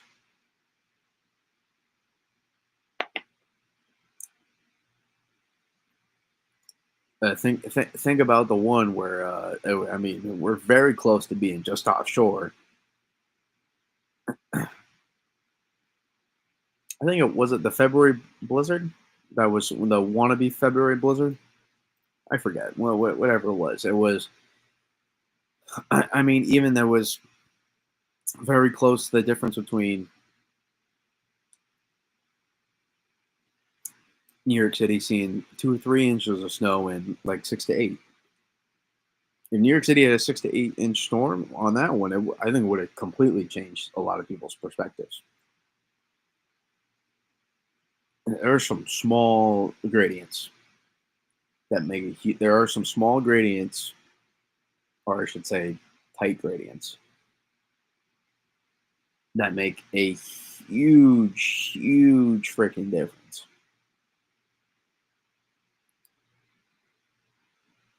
So I would really hope you all can kind of understand how hard it is to forecast the winter. And that when you see this,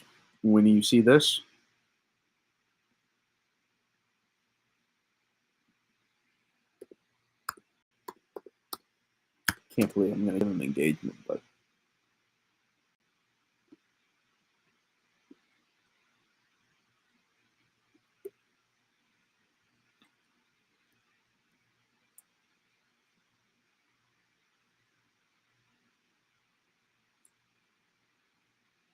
when you when you see this load of, you know what,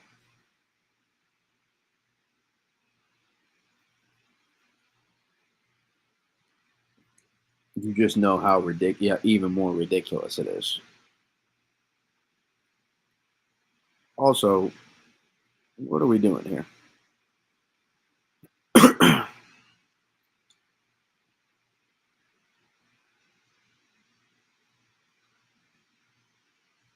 We needs to brace themselves.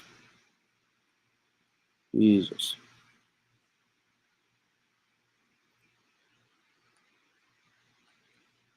it's just not necessary. It really, once you understand that perspective, guys, of what it just, you don't need to ever watch any of these again and worry about and worry about what he's doing.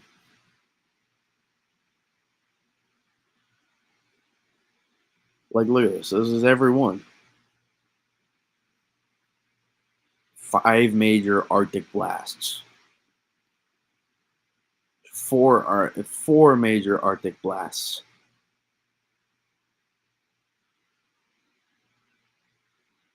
Major cold fronts. Can I report this?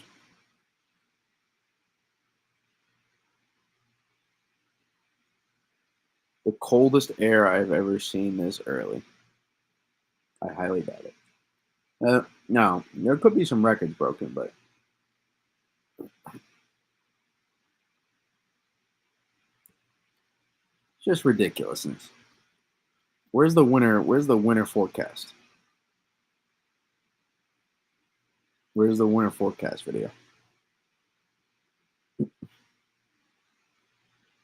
Where's that? Where's that load of you know what?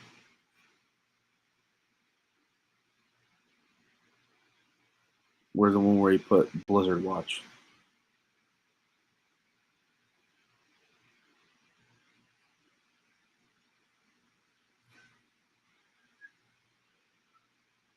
Apparently, there's been Arctic blasts for months.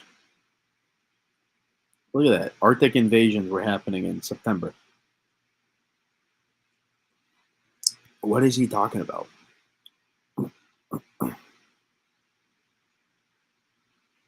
Here, this one.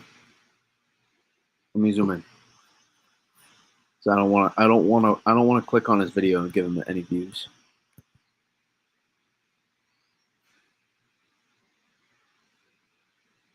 Look at this. Blizzard Watch. This is the thumbnail. Blizzard Watch. This is just polar vortex.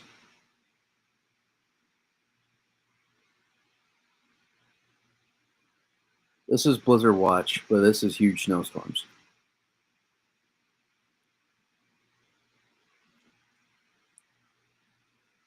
This is just more snow.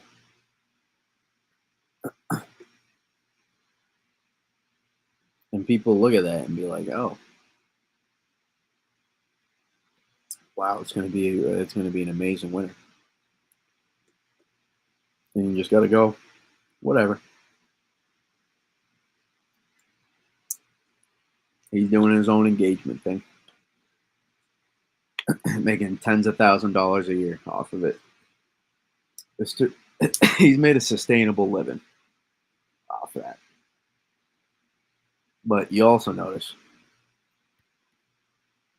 he's had hundreds of thousands of followers for like damn near like 8 years now. And there's a reason why. Here's the difference. I see some people discuss it. Here's the difference between a guy like that and Ryan Hall. You see the difference in the subscribers. Now, Ryan, I respect. Ryan does a lot of great stuff. We we talked about. He actually tried to get me onto his forecasting thing, and we just couldn't find the right opportunity. This was like years ago. So he's always kind of respected me as a forecaster, and I don't respect his hustle into what he does. He does very good jobs for him and his brother after storms as well. Um, Great outlet for people. Think about it when you go to your bed trying to see what's happening during a tornado warning, and you can't, you're trying to pull up a broadcast. That's right there, and then you're going to tell you the information is right there. Stuff he does is really valuable. But notice the subscriber count.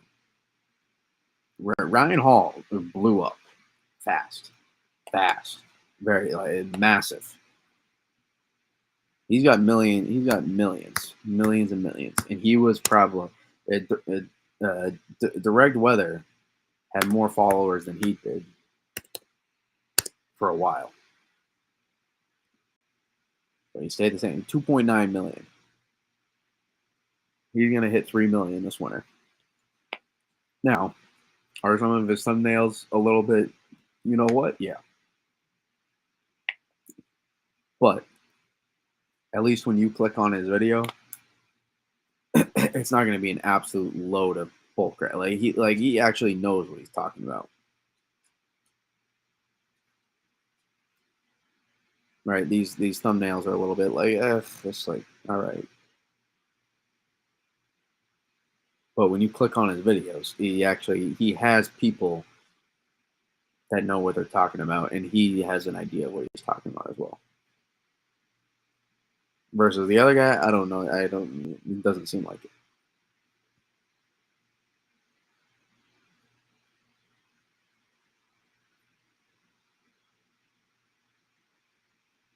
Oh, look at that! You look at that. You see that, and his first image that shows up is him being a family man. Yeah, that's a respect. It's a respectable guy. And boy, is he making a lot of money. Go look at his YouTube, Social Blade. Boy, is he making some. He's making some bank. I haven't even looked in a little while. Actually, I don't think I've ever looked, but telling he making those live streams he do. Oof. And that's the thing. You can't be like, oh, he's just doing it for clicks on those live streams. No, he's providing those severe weather live streams are some of the best stuff out there. Because man, anybody can go click on them and watch it.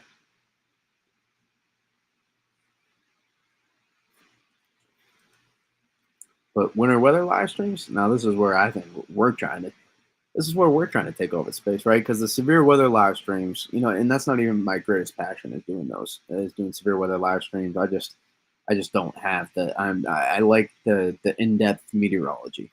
I like doing that stuff. We'll do it on X a little bit, some of the severe weather stuff. More, and we'll do it for the big tornado outbreaks. We'll do videos, but man, this is where we want to take our space. I feel like there's a great space to grow. Like how many people do you actually see do the in-depth stuff that I do, so to say? And it's not that other people don't have the knowledge. Do not take it that way. This is not a lap around of man. Look what I'm doing. It's not that.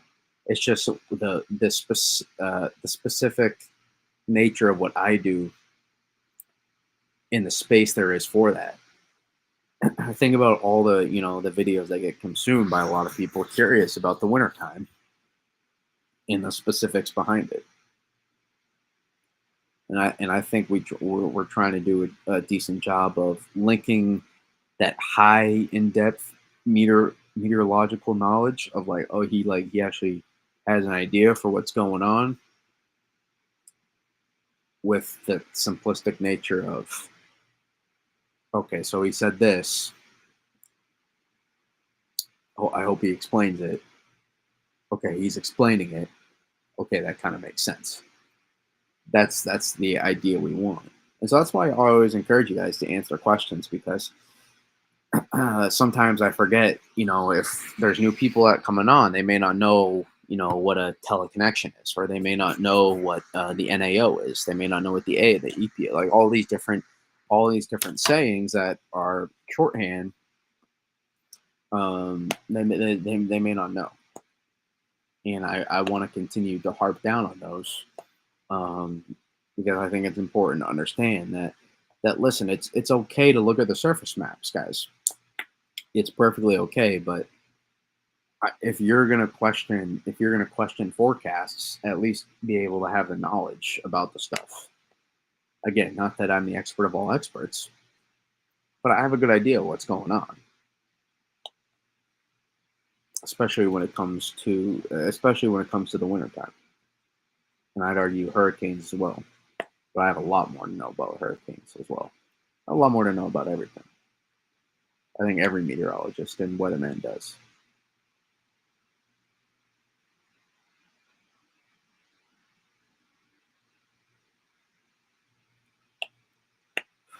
So when we try to break this stuff down, is we try to provide the best we can, and hopefully there's you guys have questions and we continue to grow, and more importantly just display that passion that we have for winter weather as well. And I think that's one of the cool things, is that passion for severe severe weather, tornadoes and hurricanes. You can't really display that as much, because the destruction that stuff is going to cause. As cool as that stuff is, the destruction it causes, the way it affects people's lives, it's not cool at all. That's a fine line you have in terms of ethics right there. Versus snow melts. Yes, yes. Do people occasionally, does it cause problems? Yes, but not to the same extent at all. Not even close. Snowstorms aren't bringing down homes like EF4 tornadoes. That just doesn't happen. Again, not that they're serious impacts, but you're not going to see the backlash from enjoying a winter storm versus enjoying a hurricane.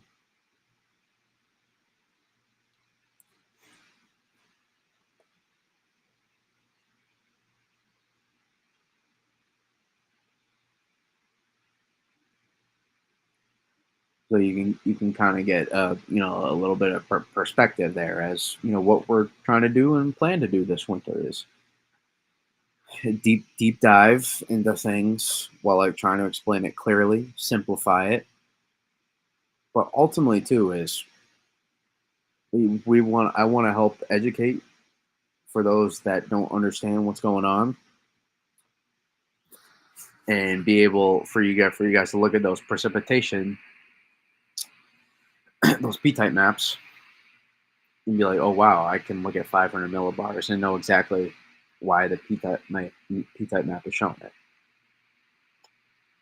But then also, I want to nail this. I want to nail this crap down too. I want to get it right. So our goal this winter is to just try and be even more accurate, and also see how much farther out in time we can continue to nail down stuff. We're off to a good start, but the tortoise won the race in that book. So accuracy is going to be more important, so to say, than than trying to see how early of a forecast we can make. So don't expect me to make any house calls 10 days out on systems. So it's going to be relaying all the scenarios, relaying what to watch for, all the different variables, and then based on the time of the year, the pattern, the upper level profile, the teleconnections, we'll put all that together and try to figure out what's most likely. And then as we get closer, we'll be able to identify, what the variables have led to in terms of what's the most likely scenarios. And that's literally all we do. And also, the amount of tweets does not equal hype. I get people that question that, ask stuff about that. It seems like hurricane season and winter season, it's not the case. Like, I can actually enjoy forecasting and talk about this a lot and it not be hype. There's a genuine difference between those two. There's an actual difference.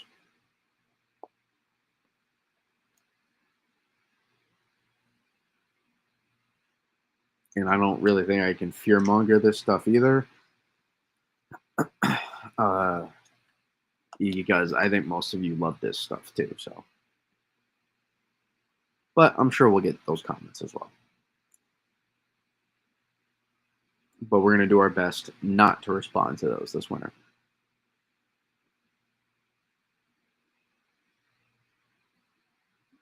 So, yeah. So, let's recap. What do we need to look for? Continued western, southwestern, and southern expansion. Or more importantly, hold the snowpack too. Hold. I would love to see a little bit more western expansion, and I'm sure we will.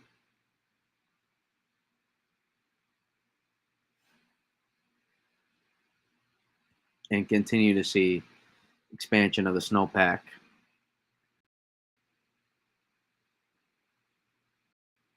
here.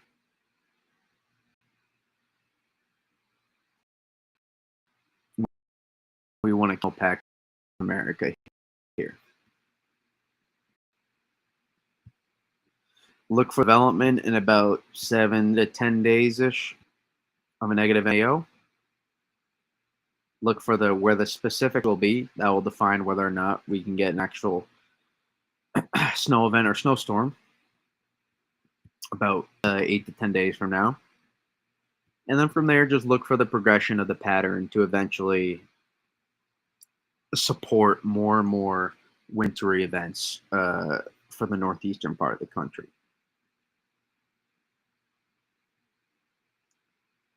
All right, there's your northeastern part of the country. Right there.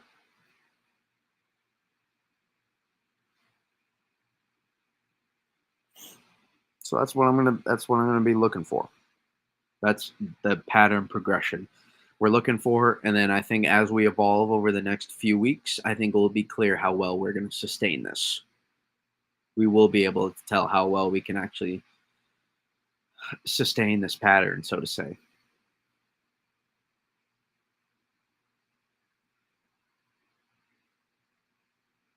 So yeah. So I appreciate you all tuning in. I hope this was helpful in understanding my thoughts and where I'm coming from. Hopefully this doesn't confuse you more and provide actual clarity. And until the next time, feel free to comment. Please like if you haven't already. It does really help a lot. Comment on X, Twitter, YouTube, whatever, in the comments. And hopefully we'll do another stream soon. But I think this was good, productive, and allows you a little insight into my thoughts. So until next time, peace.